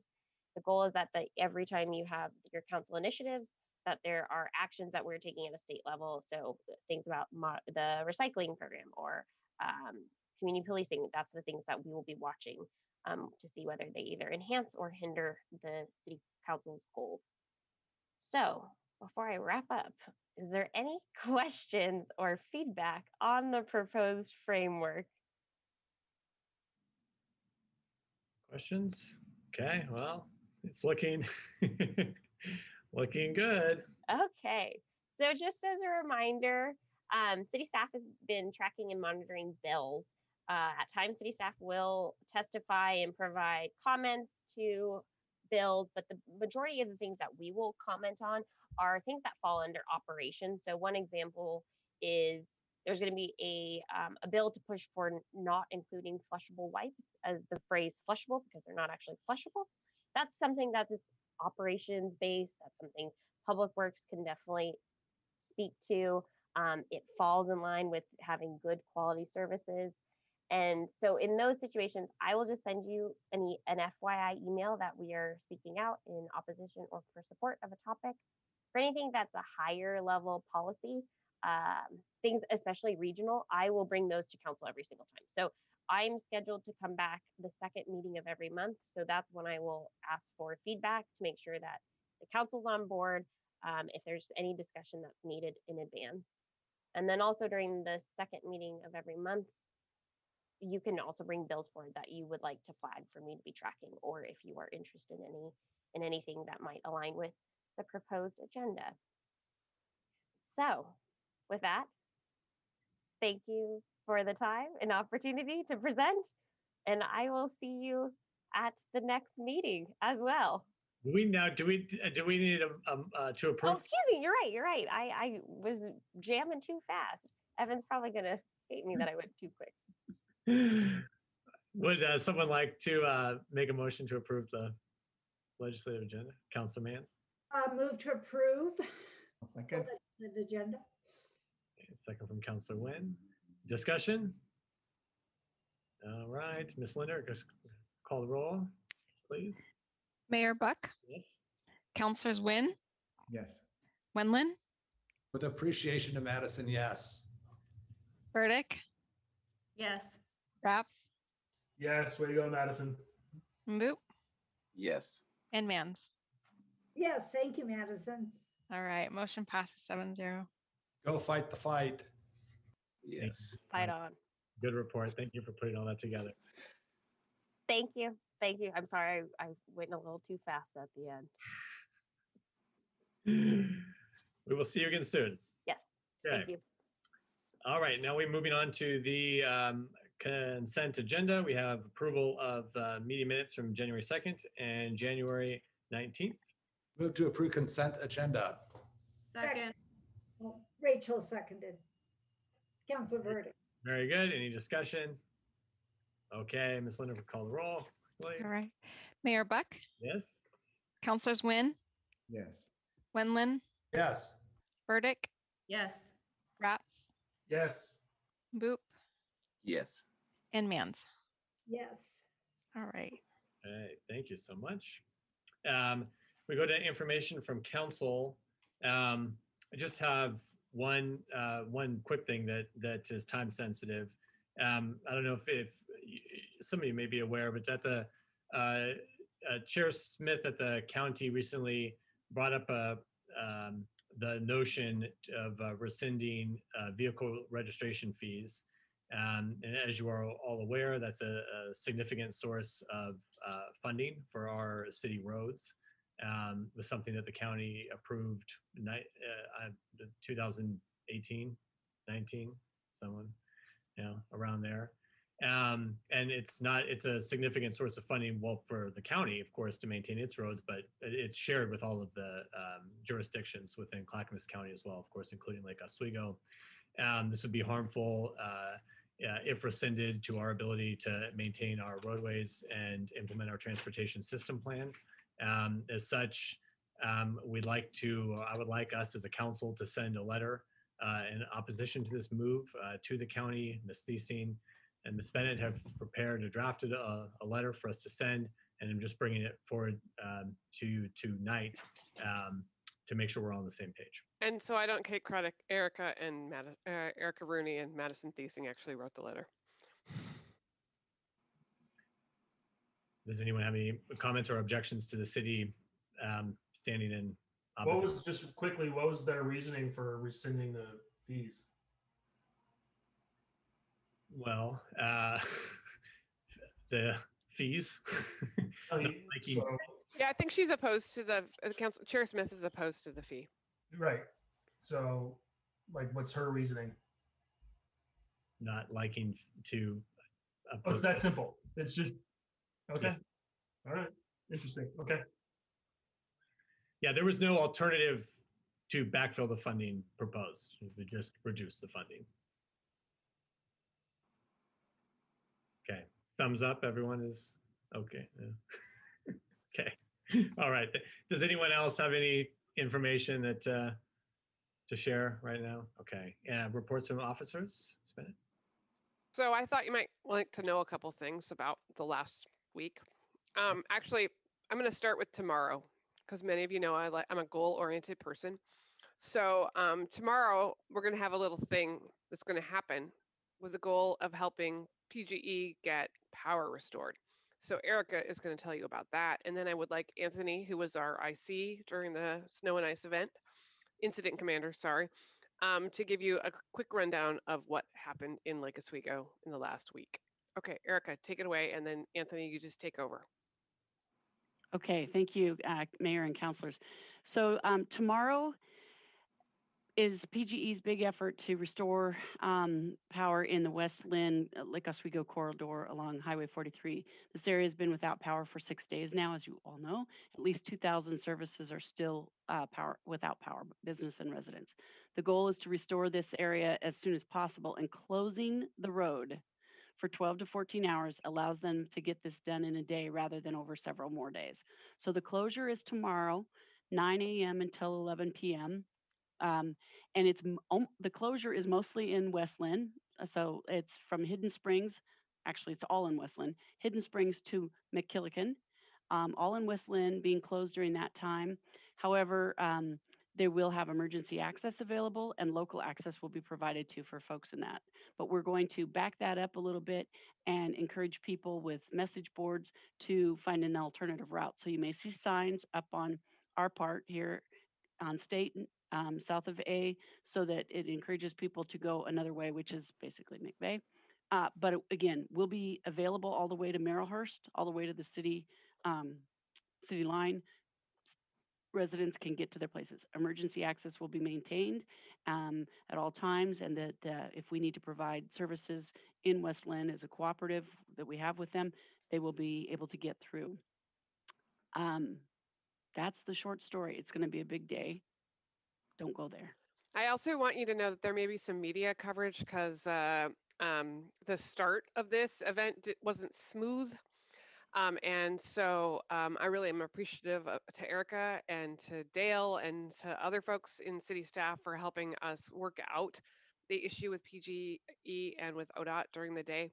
But just in case you hear a story on Channel 8, you'll know that the initial part of the conversation was not smooth, but we are in full agreement with our partners that getting power back on is the most important thing we could be doing, as long as we don't create another public safety hazard in doing that.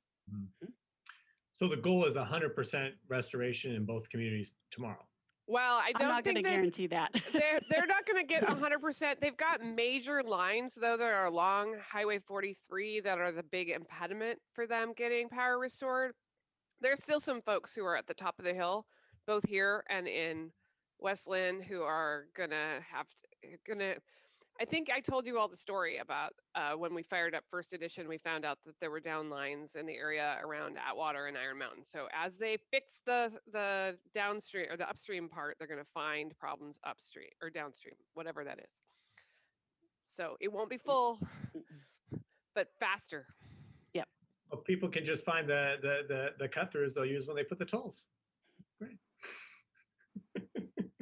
That's a joke. Shame on you, Your Honor. I want my bill revoked. No bill, no electric bill this month. Yeah. All right, Anthony, if you want to our incident commander, who needs Anthony. an incident commander hat, but I'm just saying. It's been a long 6 days for Anthony, so Anthony, take it away.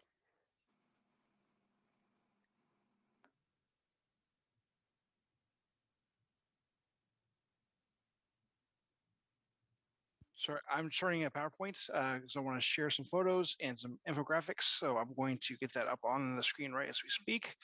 And yes, it has been a long week. So I appreciate you all giving me a chance to brief you and to talk about it a bit. So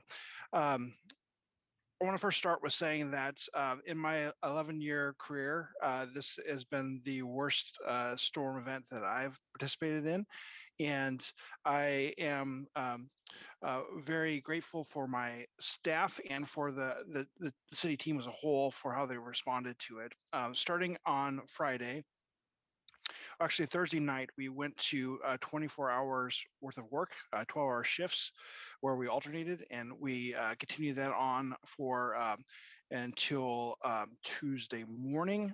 However, we still have been, there's still been quite a few staff that have been working extra hours, including today. I had 8 staff volunteer to work close to a 12-hour shift, and we are starting to mobilize as many resources as we can to get this cleanup going. So as most of you are aware, the majority of the town has been out of power. And we are now, last time I looked at the PGE outage map, I think we're down to 4,000 customers that are out of power in Lake Oswego. And I know that they're trying to work to restore those. And for those that are out of power and those that have been, and everybody's been impacted, I definitely feel for all of you. I certainly was one of those too, but I definitely, we're working very hard to do everything we can to get this town back to where it was. So I wanted to share a few interesting facts and also talk through what has occurred. So as a quick kind of timeline, so on once again, on Thursday, it started to have freezing rain and snow, and basically that continued to progress and get worse as the weekends went on. As I mentioned, all my staff has been working nonstop during that period of time, putting down. We had 4 snow plows going nonstop, and we were putting down sand, putting down de-icer, and clearing a lot of trees from the blocked roads. And I'll give you those statistics as I go through a few slides. And we stood up in EOC on Sunday and to respond to some issues that were going on. So let's go through a few just facts. So here's the first one. So we put down 1,200 cubic yards of sand, and this is equal to top dressing 55 football fields. We also put down and painted 8,000 gallons of de-icer, and this is equal to painting the exterior of 1,454 homes.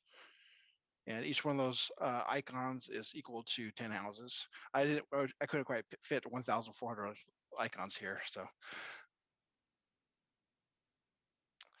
The city used 3,283 gallons of diesel in the last week, which is 5.7 times more than a normal week. Part of this is not only running our equipment, but also running generators.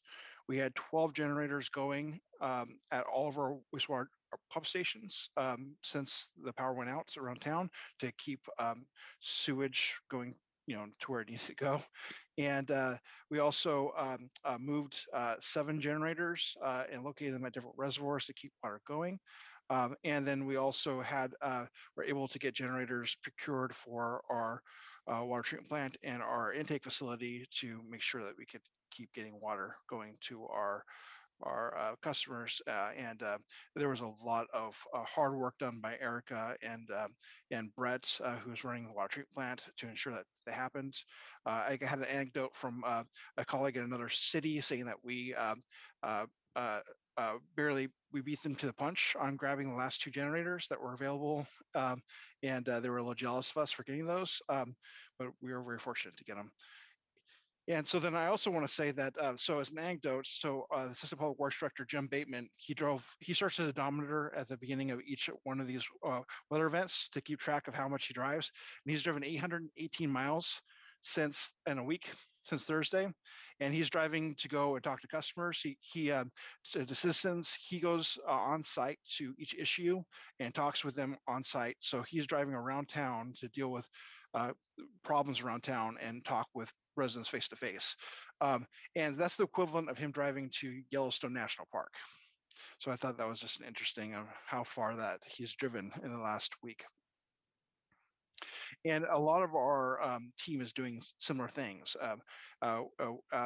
Once again, when a resident has an issue, we need to see it and we need to try to diagnose it. And and I think at a courtesy, we want to be there for them too. So on this next slide, it's not just Public Works that's been responding. It's also been police and fire. LOCOM has been instrumental in communicating. All our phone lines were down for a period of time. So it was all the calls were going through LOCOM, and they were doing an excellent job of communicating to us. Anthony, they got 1,200 calls on Sunday alone. Right. That's for all 3. That's for all 3. Yeah. These are and actually, when I say LOCOM received 360 calls, LOCOM received 368 safety related calls. So that's what that should say, as opposed to 206 safety related calls. So this slide is really just for the police's response as compared to it, and not just for Public Works. So they saw a 79% increase in just safety related issues that they dealt with. And once again, their motto is no call too small, and there was a lot of safety related issues that more than usual in an event like this. So it wasn't just us responding to trees down, is also making sure that people were safe and taking care of issues like that. Overall, I think the number was 3,600 calls for Milwaukee, Westland, and us over the 4-day event. So once again, a huge volume of calls that they got, but a lot of them they were doing on behalf of us. And then what? So one thing I'll mention here is that City Hall was on a generator, and we actually had a close call with the generator almost going down, and we were kind of on a countdown clock to where we could have lost 911 services. And actually, Dave Bateman, who has retired recently, but doesn't want to leave and wants to help us still. He came in from his retirement to help troubleshoot this generator, and we were able to get it up and going with about 45 minutes left on the clock. So luckily, we're trying to make sure that doesn't happen again. And power has been restored to City Hall, which is good. But anyways, we are making sure that that generator is operational just in case. So on this next slide, I want to show you, so these are just a collage of different blockages around town. We removed 300 blockages since the last week. And here's just a few photos of different ones around town. If there are any blockages that are left, it's because they're intertwined with wire, electrical wire, and that we just can't touch it because it's a life safety issue. So if there is a tree that's blocking in town right now, it's because it is intertwined with that. PGE is aware of every one of those issues, and it's on their list to get to remove them. They've actually in the last 6 hours, I've been hearing that they've been getting to some of these. So I think they were focusing on transmission wires and substations, and now they're starting to get to some of these issues very recently. We are working very hard on a recovery effort. And so we just, with the help of engineering staff and with Dave Kudna, he was able to help us get Emery & Sons on contract. Well, they're not on contract yet, but they will be. But we're using our emergency rights to get them out to work. So they're starting working tomorrow at 8 o'clock.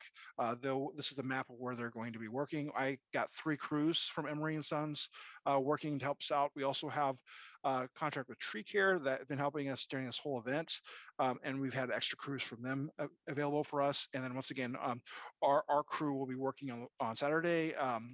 We'll have volunteers doing that as well. We're going to marshal as much resources as we can to get this cleaned up. We originally thought it would take about 3 weeks. I think our estimate now is 2 weeks. And so we're going to continue very aggressively going after trying to clean up town. We're going to actually hit some bike lanes tomorrow and try to go after those. I know that Martha will be very pleased by that. And once again, we're going to be working very hard to try to get this town in better shape. And try to have it not impact our residents as much as they have been impacted already. With that, is there any questions? I'd love to answer questions. Great work, Anthony, and your team. Stellar job. So thank you. Thank you very much. We will do a debrief of the event to figure out what we can learn going forward. If any of you have any advice other than not having the city's phones go down, not having the city's network go down, then we would be happy. You can email me or Anthony. I'm sorry, you have a way to let me come out and cut some trees down. I did not let a counselor do union work or cause me to have to talk to my workers' comp carrier about what I was up to. You need something to do. I have a neighbor who has a tree down still in their yard. You could come over and help them out. I want to drive one of this Oscar. That's what I want to do. And I'll just go around at night from midnight to 6. I think the street sweeper is the most boring job in the city. I'm really grateful that someone's willing to. Hey, but it's like mowing, you get accomplishment. So talk to me about the generators. So we're all good. I know we've restored power, but do we have a plan to permanently have a way to have a quick connect to both plants? I see Erica's still here, so maybe we could get Erica to come on. Yes.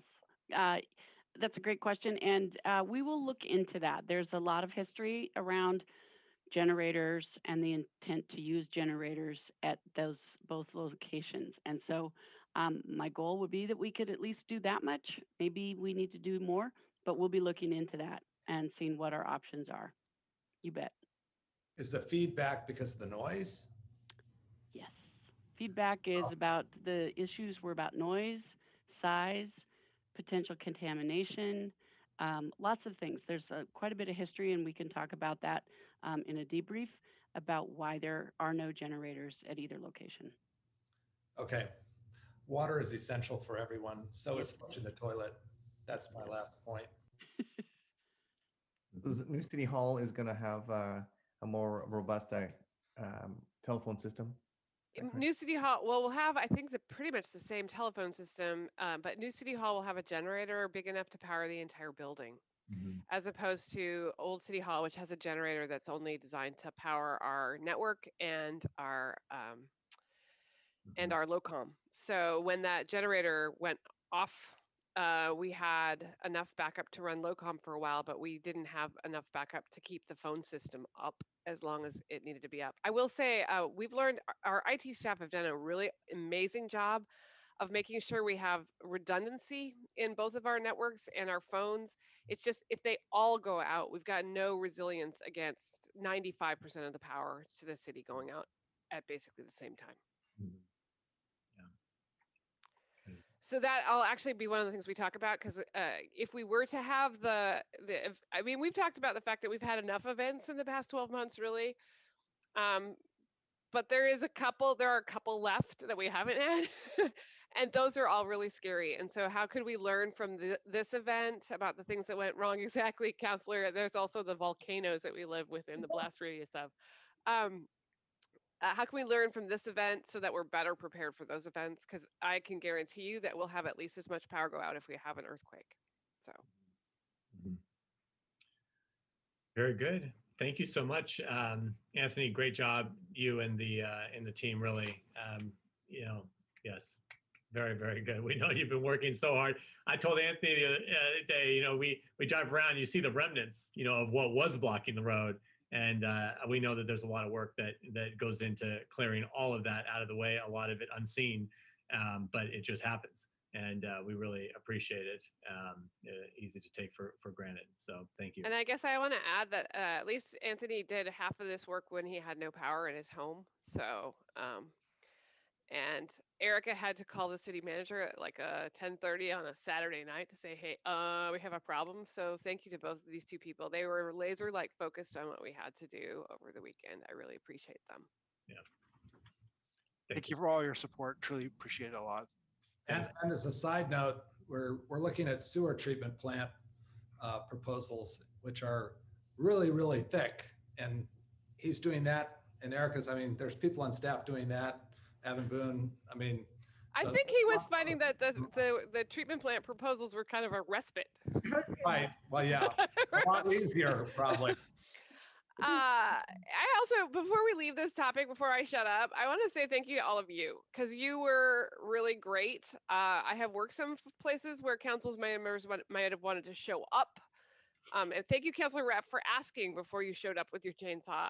I've worked places where councilors would have been very critical in the middle of the event, and while the event's going on, we really need your support. We're happy to hear feedback about how we did after it's over.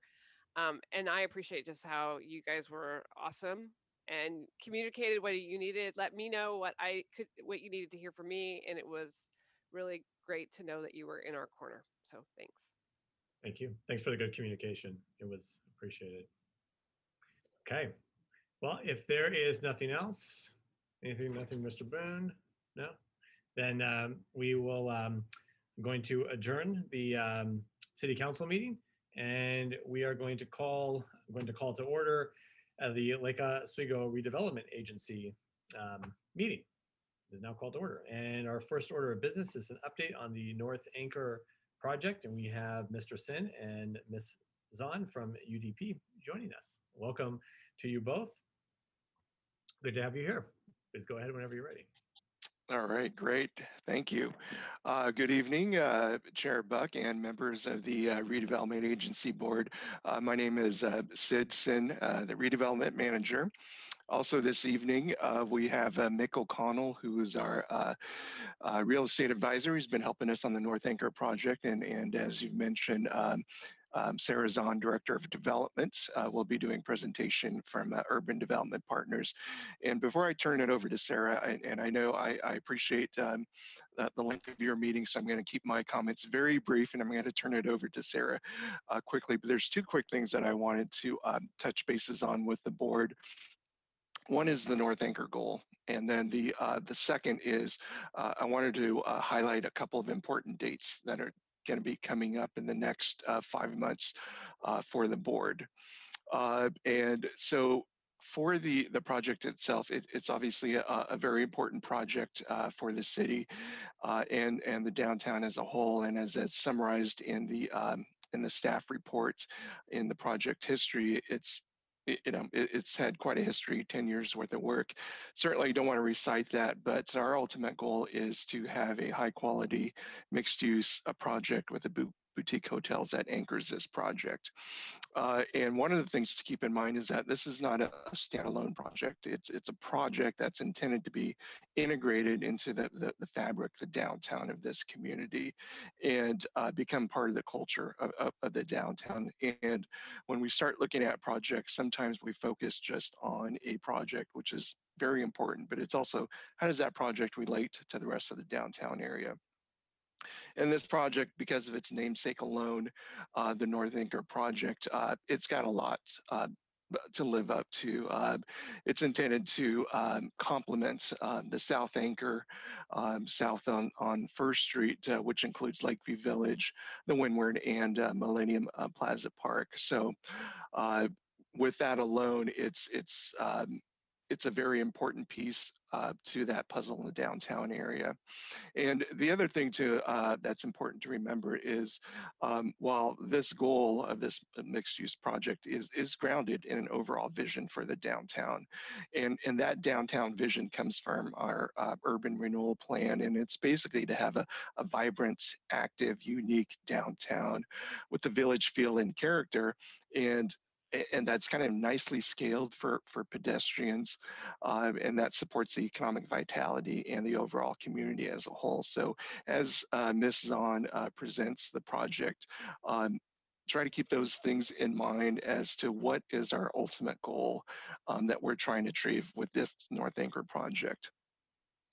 And regarding the schedule, as you know, there's been a lot of work that's been put into this, but I did want to highlight especially the work that Urban Development Partners and Ms. Zahn has been doing on this project for the last 14 months to get us to where we are now. Even through some of the challenges that we've had in the last year with COVID, some of the market conditions, having to pivot and having to bring on a new hotel operator. But for me, it's been a message to me that UDP is committed to this project and committed to providing a high quality mixed use project for this community. So one of the things the board has been asking over the last month or so is how can the board help? What can we do to help expedite this project?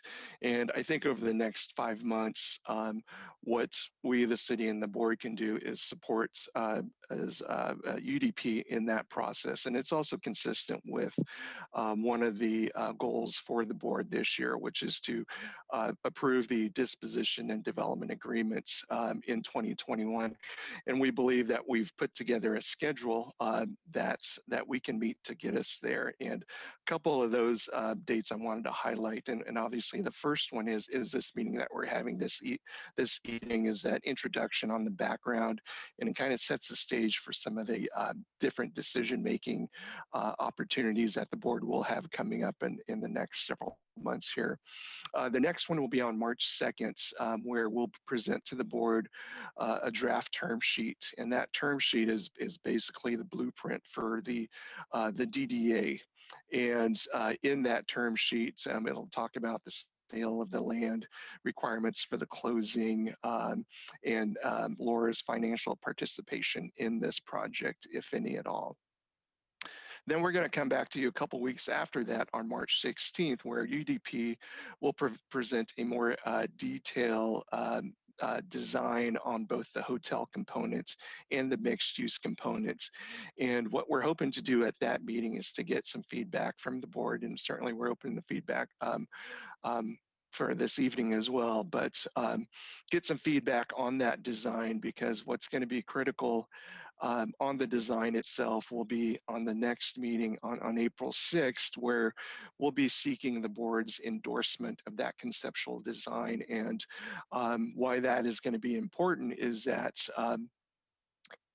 for two things. One, that conceptual design is going to be it's going to be an exhibit in that disposition and development agreements. But also importantly is that UDP would like to submit their land use application in April or May, and certainly that endorsement will help them move forward on that and to be able to meet a goal of breaking ground in, I think, the first quarter of 2021. And then the last critical piece in June is coming back to the board for approval of a DDA. So with those items in mind, I'm going to go ahead and turn it over to Ms. Zahn for her presentation. Great. Thank you, Sid. And good evening, Mayor and Commissioners and staff. It's nice to see you all again. And I know it's been a rough week for you, so I'll try to keep this quick. I know you're at the end of a long meeting, so we'll try to spin through this quickly and leave some time for questions at the end. I'm going to share my screen. I did just want to say how much I do appreciate the support I've gotten from staff and the board through this process. We really appreciate you all, your focus and attention on this project. We know it's an important project for the city. And, through the pandemic and COVID, it's been a challenging time to be considering real estate development. So really, really appreciate your understanding and support as we work through this project. So I'm going to run through a presentation that I put together along with my design team. We've got some images in here of a little bit further along design than you've seen in the past. And I'm just going to caveat that I'm not the architect, so I will attempt to describe some of the moves that they're making and things that they are trying to incorporate into design. But I'm going to leave it to a later meeting for them to really articulate in probably a much more fluent way some of the design moves that they're making. So I'll just caveat it there. So just a quick reminder of our development team. Urban Development Partners, we're a Portland-based firm, about 15 years old. We are the developer. Our architect is HACC Architects. They are also a Portland-based firm. They're about a 60-person firm, and they are our architect on both the multifamily and hotel. And for those of you who've been around this project for a while, you'll note that that represents a bit of a change. We've moved over to have HACC also be designing our hotel project for us. And that was largely a capacity issue for the other architect who just felt he wasn't in a position to take on this large of a project. So we've elected to move that design over to HACC, which will actually help us, I think, streamline the process as we move forward. We have also selected a new hotel operator, and that is Mosaic Hotel Group. I'll talk a little bit more about them later in the presentation, but we're very excited to introduce them into the team. And finally, our selected contractor is R&H Construction. Just to ground you again in the site and the location, this is the project summary. State Street and B Avenue here with First Street in the middle. 3 parcels. To the west, parcel A is the hotel site. Parcel B and parcel C are the 2 multifamily sites. So you can see the summary, parcel A, 60, it's going to be a 60 to 65 room hotel. We're still working out exactly the number of rooms. A 4-story building with roughly 2,500 square feet of ground floor restaurant, lobby and lounge, and then roughly 60 on-site parking spaces. I say roughly because we're still in concept design, so a lot of these are still getting exactly worked out as we move forward. Parcels B and C are the multifamily project. That's 2 buildings. They're separate buildings, separated by that public alley that runs between the 2. That becomes important for our project because it provides access to the parking. Both of the buildings are 4-story. Parcel B in particular has a partial underground basement for parking. We have about 75 units, apartment units planned for these 2 buildings, with about 6,600 square feet of ground floor retail oriented primarily along B Avenue, and then about 75 on-site parking spaces. This just provides a quick summary of the zoning, which you're probably all familiar with. We're in the downtown redevelopment design district here.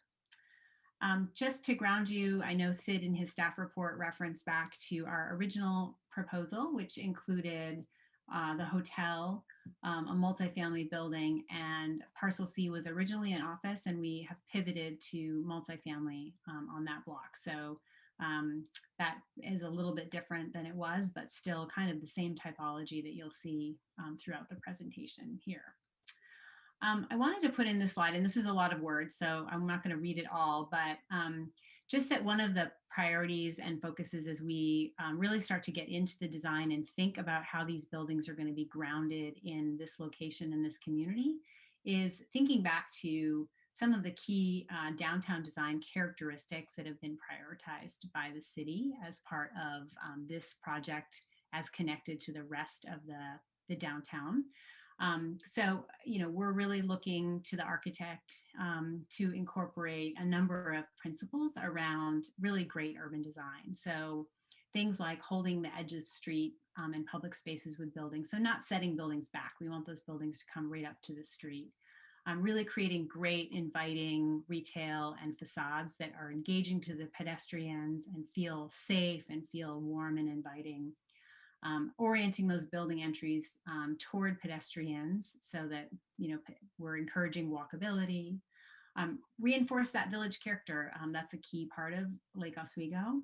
So we're looking closely at the design guidelines in facade development. And as we get later into presentations that include HACC, they're going to probably talk to you quite a bit about how they're interpreting those design guidelines that come through Lake Oswego that are unique to the city. We're also trying to emphasize, you know, great walkability in terms of sidewalk width, rain protection, you know, really considering how the pedestrian is going to experience those buildings, high quality lighting and signage, and really an entire circulation framework taking into account, you know, pedestrians, cars, and bikes. So those are some of the grounding principles that we're thinking about as we move it through this design process. So this is a first very early rendering, and I'm just going to say as we move into these images that this is still concept design. This is still quite early on in the process. So these software programs are amazing because they allow you to see something that looks quite detailed, but the reality is that we're still really early on in design. So there's still a lot to be worked out and figured out as we get more into the details. But this gives you a good sense of the direction that we're headed with this building. You know, HACC's really focused on how buildings kind of feel in the landscape and are experienced relative to the surrounding. You know, they're referencing a lot the history of Lake Oswego, the proximity to views and water. Obviously here, a roof line is really a critical piece of the design because of the criteria that we are asked to meet relative to buildings that have a 4th story have to have an articulated, you know, roof line. So a lot of those things are reflected in this early design. I think another really important area that we've spent a lot of time focusing on is really what that ground floor feels like, what that corner feels like. You know, we kind of think of this as, you know, the key corner, this and the corner across the street in front of the hotel, that want to feel like that anchor spot, that want to feel like that spot that draws you up to and into the experience of this project. So you can see that we've continued that paving pattern that's prominent along First Street. up and across, and really kind of tried to highlight the pedestrian experience by placing some bollards and really making that corner feel prominent. This is a kind of an idea for a place where we could put a pad for public art as part of a cooperation, hopefully, with the Arts Council. And then the other thing I think that's important to note is just how kind of the sculptural walls reinforce the pedestrian area. The landscaping reinforces that feeling as you're walking down the street. And then ground floor treatment, you can see, and maybe not so well in this rendering exactly, but these pilasters are part of a design criteria in the city, and then we're setting the retail back a little bit from those to kind of create a really interesting pedestrian-oriented entrance area. Here's a little bit more detail at that corner. This is a view. You can see the red dot kind of shows you on the plan. So we're standing right at the corner at the ground level of First and B, and you can see some of the concepts of how that retail really comes down and feels like it's attached to the corner there. Let's see. The other thing to point out is, we've got these canopies that will provide great weather protection. Some really neat, opportunities for signage and so forth. This is a view looking down B Avenue from First down towards State Street. So one of the, big realities of this site that we are dealing with is a pretty significant site slope, right? So that really, it has a lot of influence on the design and the way that we think about how these buildings are sited. So dealing with site slope is always, really interesting in how you figure out your ground floors and how that feels both inside and outside the buildings. This is just a floor plan so you can get a sense for, along B Avenue. We don't have to spend too much time on this, how that retail will march down B Avenue from the corner all the way down to the corner at State Street. And, I'll just point out that one of the things that we've talked a lot about is how to make State Street feel like an active part of this project. And, we've made some changes to the ground floor plan, including orienting the pedestrian lobby entrance on State Street for the apartment buildings above. That was previously located more in the center of B Avenue, and we've shifted it around here. That kind of requires people to turn around that corner and use that entrance and activate State Street from a pedestrian standpoint. But it also creates this really interesting inlet here for retail, where we could have some outdoor tables and chairs and nice landscaping. So if there's a cafe or some other retail opportunity that wanted some outdoor seating, there's a really nice little kind of inlet there that will create an interesting place for pedestrians. The other thing I'll point out is that we've started thinking about how to deal with State Street's ground floor along the parking here. And we're proposing to put in what we're calling a display window here. And what we're hoping to do is partner with the Arts Council and make that into an interesting art installation on the side of the building that will be a really, vocal or a focal point for the building as you're coming into the community there. So that's an exciting opportunity to do something creative and beautiful there, because it is back to the parking, but we want that to feel like an active and engaging facade. One of the other, I like this slide because it kind of gives a sense of grounding of the community. So as I was talking about, the slope that we're dealing with on this site, you can see that at the corner of First and B up here is kind of our high point along the retail facade, sloping down on this building to the corner of the alley. And there's a pretty significant difference of about 7 feet between those two facades. So you can see that starting at the top and going down to the bottom, that retail, that ground floor height goes from 14 feet up to 21 feet. So that's a pretty big difference. But there are a lot of precedents for that in Lake Oswego. We're not the only site that is sloped. We're not the only building that's built on a sloped site. So you can see some precedent examples of, other ground floors that share that same type of height constraint. So This is the corner at Salt and Straw, the Windward, and that is a 21-foot tall ground floor at that location.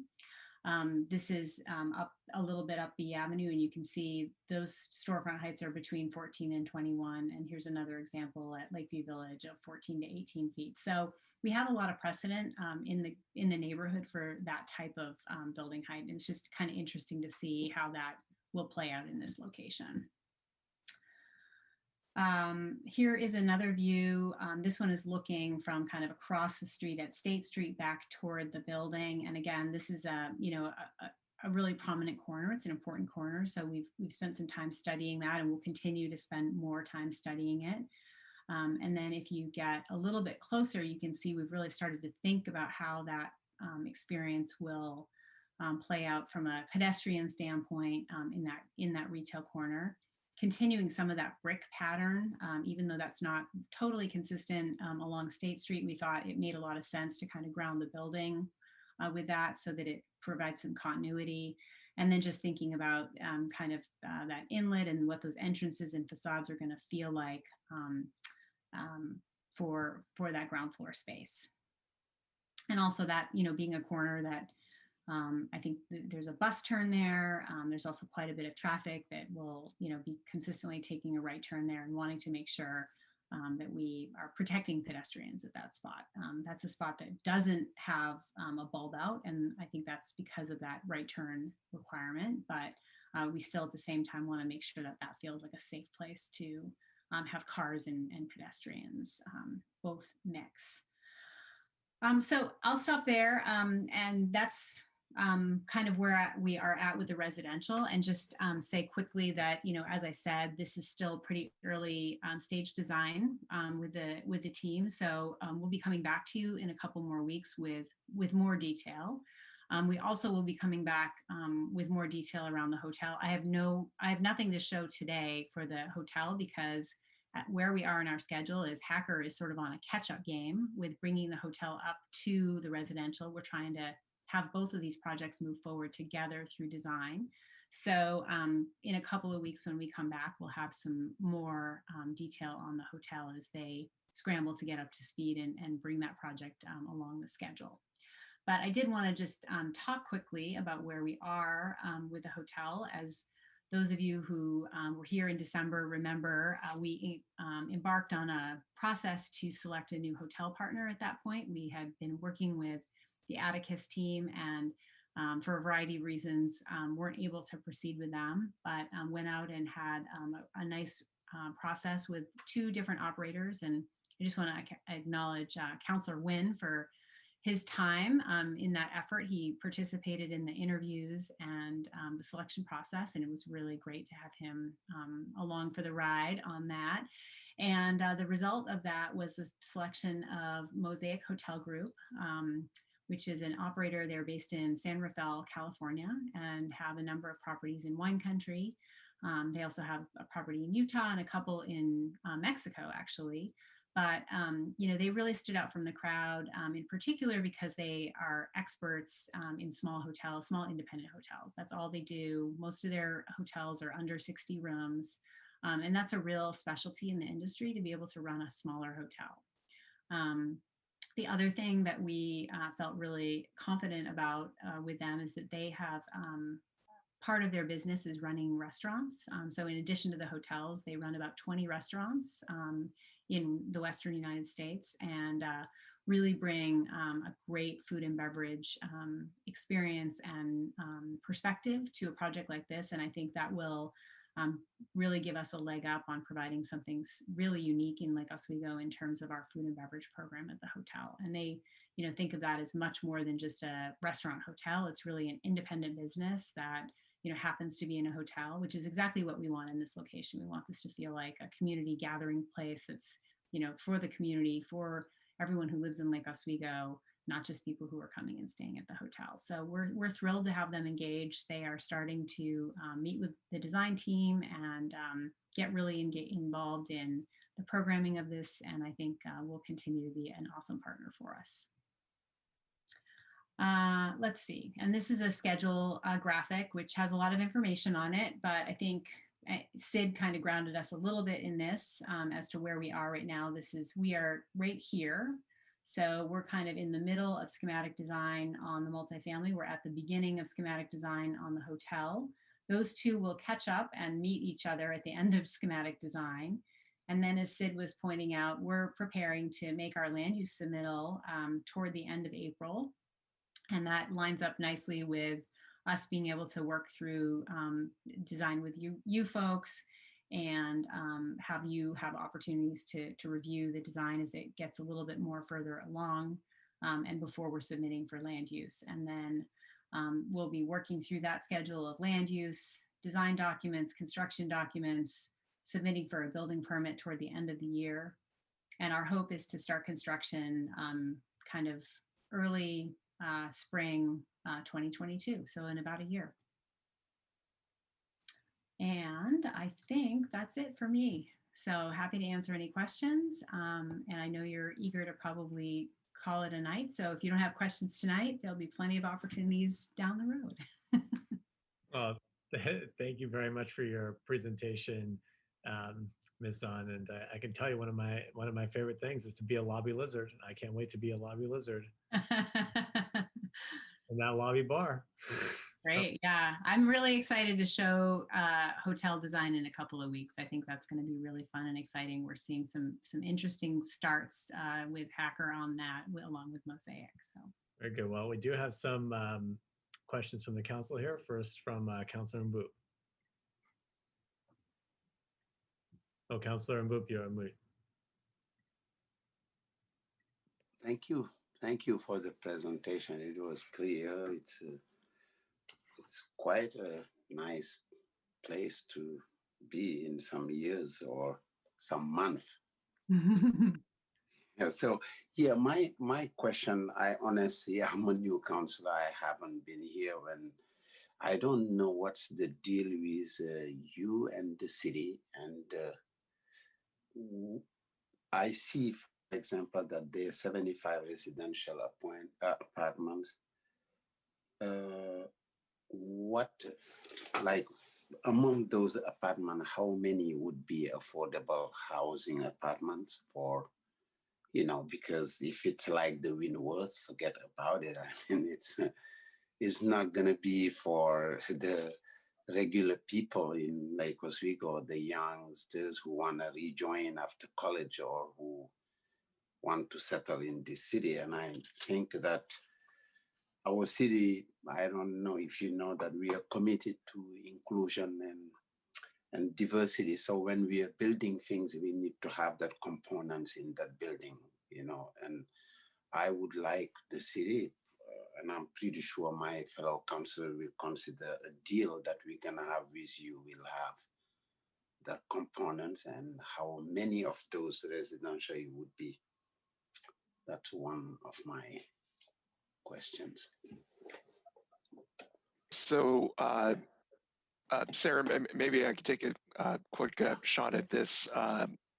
Board Member Mboop, as part of our memorandum of understanding that we developed earlier last year, one of the things that we'd outlined was to look into the possibilities of including some affordable housing units in this development. And I know as Sarah goes through her performa on the mixed use project that I believe she does plan on bringing back something for the board to consider along that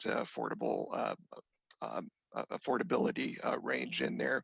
And I think those are one of the things that we will be talking about at the March 2nd meeting when we begin to talk about maybe some of the outline of the term sheet. Yeah. Okay. Yeah, fair enough. I'm waiting then for March 2nd. Mm-hmm. Thank you, sir. Okay, member Nguyen, you're next. Oh, thank you, Ms. Zahn. Thank you for sharing that design on the residential. It looks very, very exciting. And you know, my question also is very similar to Councilor Mboop's comments about the housing units. And so I know that as Mr. Sin had mentioned, that we'll probably get more clarity on that when the term sheet's prepared. at the next meeting here. But yeah, I'd like to be able to kind of help to maybe figure out maybe how do we further incentivize. I know that you've got a pro forma, you've got to be able to make it pencil out, but I hope that maybe as council, if we are able to have a discussion, think about how do we help make your job easier and how to make sure that that we're able to achieve some more affordable housing. I mean, I think we've got to be clear for the members of the audience that are listening, the affordable housing we're talking here is not the same as the one that we were talking about in the council meeting earlier this evening.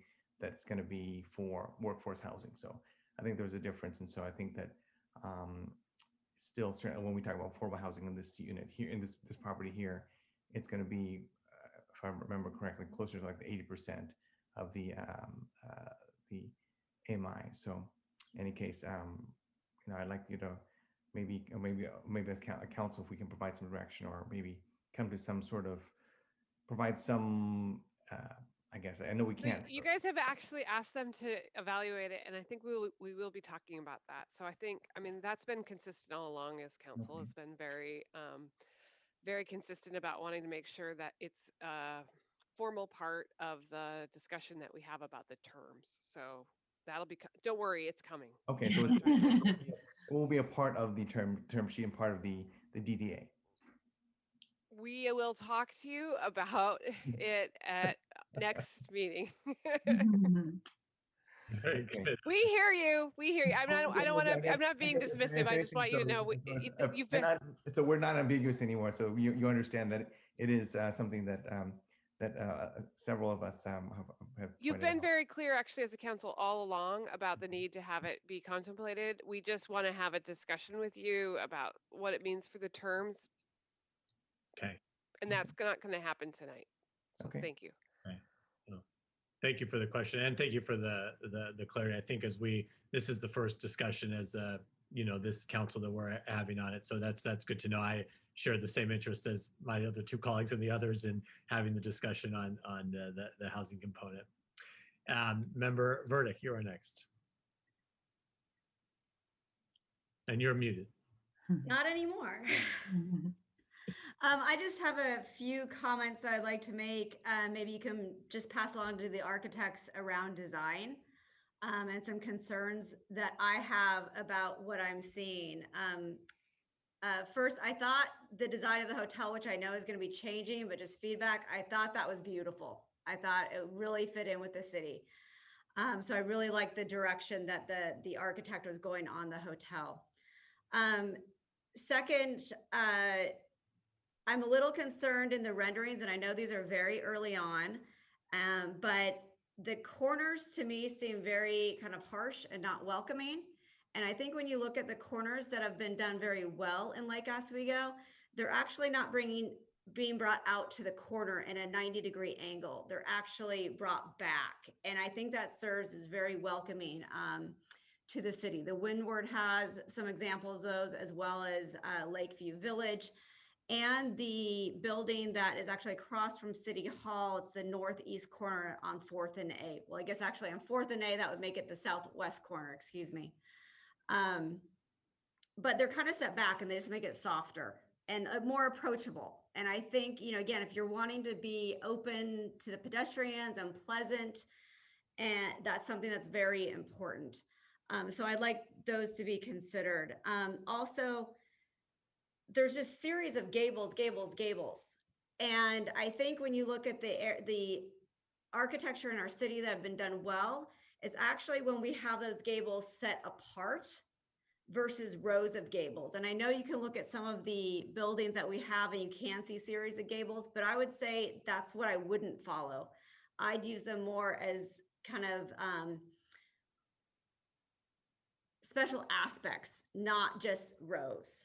And I think it also helps make the building be a little more imposing. So when you don't have so much kind of the gable, but that you have kind of a hip roof going back, it's just a little softer. It feels a little better. It's not as kind of intrusive if you're on the street. So I would just ask that they kind of take that into consideration.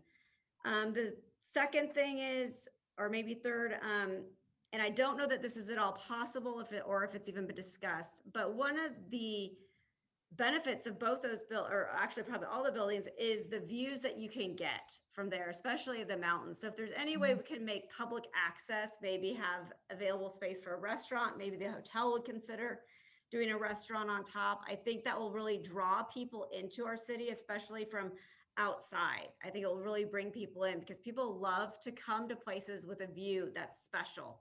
And that could make something very unique. So just food for thought there. And I'm not sure that's possible, but I just want to throw that out there. And then finally, just something to kind of consider between A and B on State Street on the west side, there are a number of landmark buildings. And so those will probably be there for a while. So that's just something to consider. The new buildings should not need to match by any sense those buildings, but just keep that in mind that we want things to complement each other. We want, our buildings to complement. We want to have a city that, again, when you come to it, it feels good and you want to walk down and it's very pedestrian friendly and isn't overwhelming with buildings kind of towering up. And that's something when we go to that fourth story can be very tricky. And I know it can be a challenge for architects to kind of help create and soften that fourth story and make it more approachable. So those are just some things that I'd ask that are considered. And just again, from an architectural point of view, the building that is across from City Hall to the west, across from Safeway that I mentioned at that 4th and A, I think that's a great example of a building that was done really well and is often overlooked within our city, for an example. So that's just my 2 cents, but thank you for all the work that's been done. It's really exciting, very excited about the project, and I appreciate the thought that's been put into it. Thank you for the feedback. Councilor Winley. Do you think the schedule that you've laid out between Sarah and Sid, is that realistic? Do you feel confident that that can be accomplished? It's fairly aggressive, but do you think you're in good shape to make it happen? I do. I think, land use is always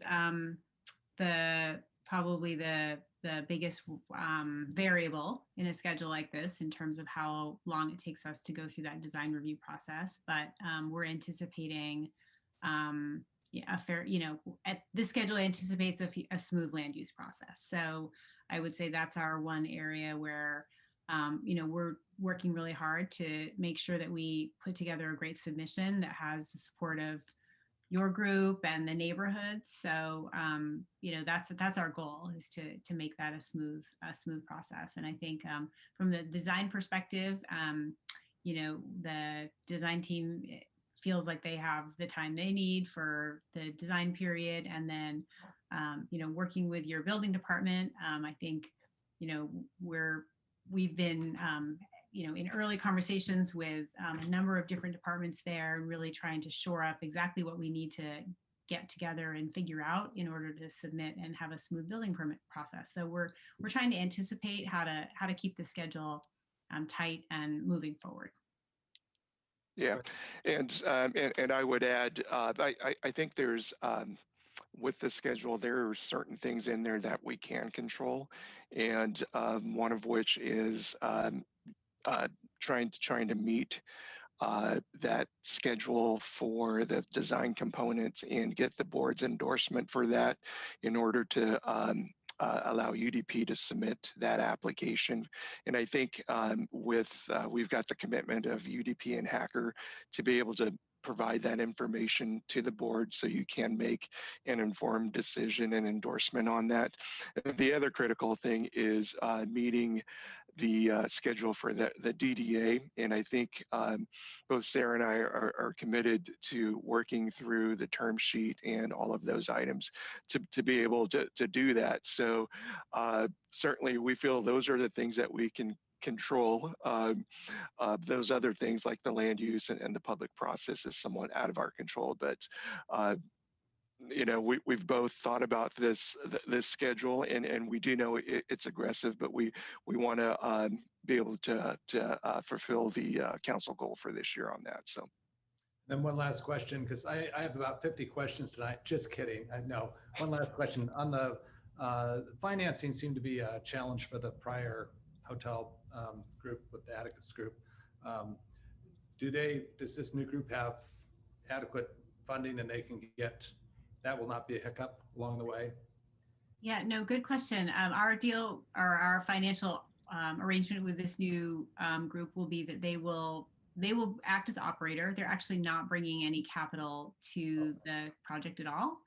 So that will be entirely brought together by UDP. And, you know, we talked to you several months ago about some of the challenges in raising capital for hospitality. And I would say that the wind has shifted a little bit in our favor as we've, you know, gotten a vaccine and started to feel like we understand how this pandemic will eventually come to an end. And you know, thinking about a hotel that will deliver in 2023 is not so scary for folks anymore. And so we're starting to see some more momentum and interest in investing in a hotel project. And I think as we've talked and, you know, gotten excited about Lake Oswego and brought on a new operator, that's just going to continue to aid us in the effort to raise our capital. So we've still got a ways to go, but we're feeling more confident now that we'll be positioned well.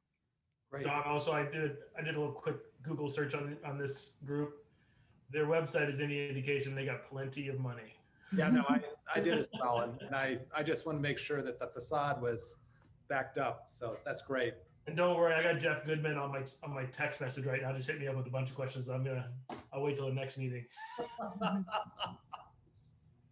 Thank you, Sarah and Sid. I mean, sprinkling these questions amongst all of us. We have to talk to former Councilor Goodman. That is okay. Thank you. Oh, sorry, Councilor Wendland. Did you have any further questions? No, I just am very excited. I mean, we're really moving forward, and I think this is going to be a great project. And have the North Anchor completed is going to be a great addition to our city. And thank you for all your hard work on this. It's been a journey. Okay. Anyone else? No. Well, Ms. Zahn, thank you very much for being here, for your presentation tonight, and we're all looking forward to working with you. Mr. Sin, thank you very much as well, and thank you both for being here. I know you're the last item on the agenda at the end of a long night, so we appreciate you being here. Thank you. Thanks for having me. Okay. Our last item on the agenda is just approval of board meeting minutes. Move to approve minutes. Call the roll. Second. Okay, wonderful. Any discussion? No, Ms. Linder, please call the roll. Yes. Chair Buck, Yes. members Wynn, Yes. Wendland, Yes. Burdick, Yes. Rapp, Yes. Mboop, Yes. and Mans. Yes. Great. Motion passes 7-0. Thank you, everyone, very much. City team, thank you all for being here so late, and thank you, members, for a really good meeting and the good dialogue and everything. And nothing else. Oh, don't we have 2 more items? No. You need to go, you know, before Martha's gonna show up at your house and before I come over and send you back to the hospital. better be careful. Do we have a hearing on a tree or something tonight? Hey, everybody, good night. Thank you for letting me joke with you, counselor. There you go, everybody. Thanks. See you in August. Yeah.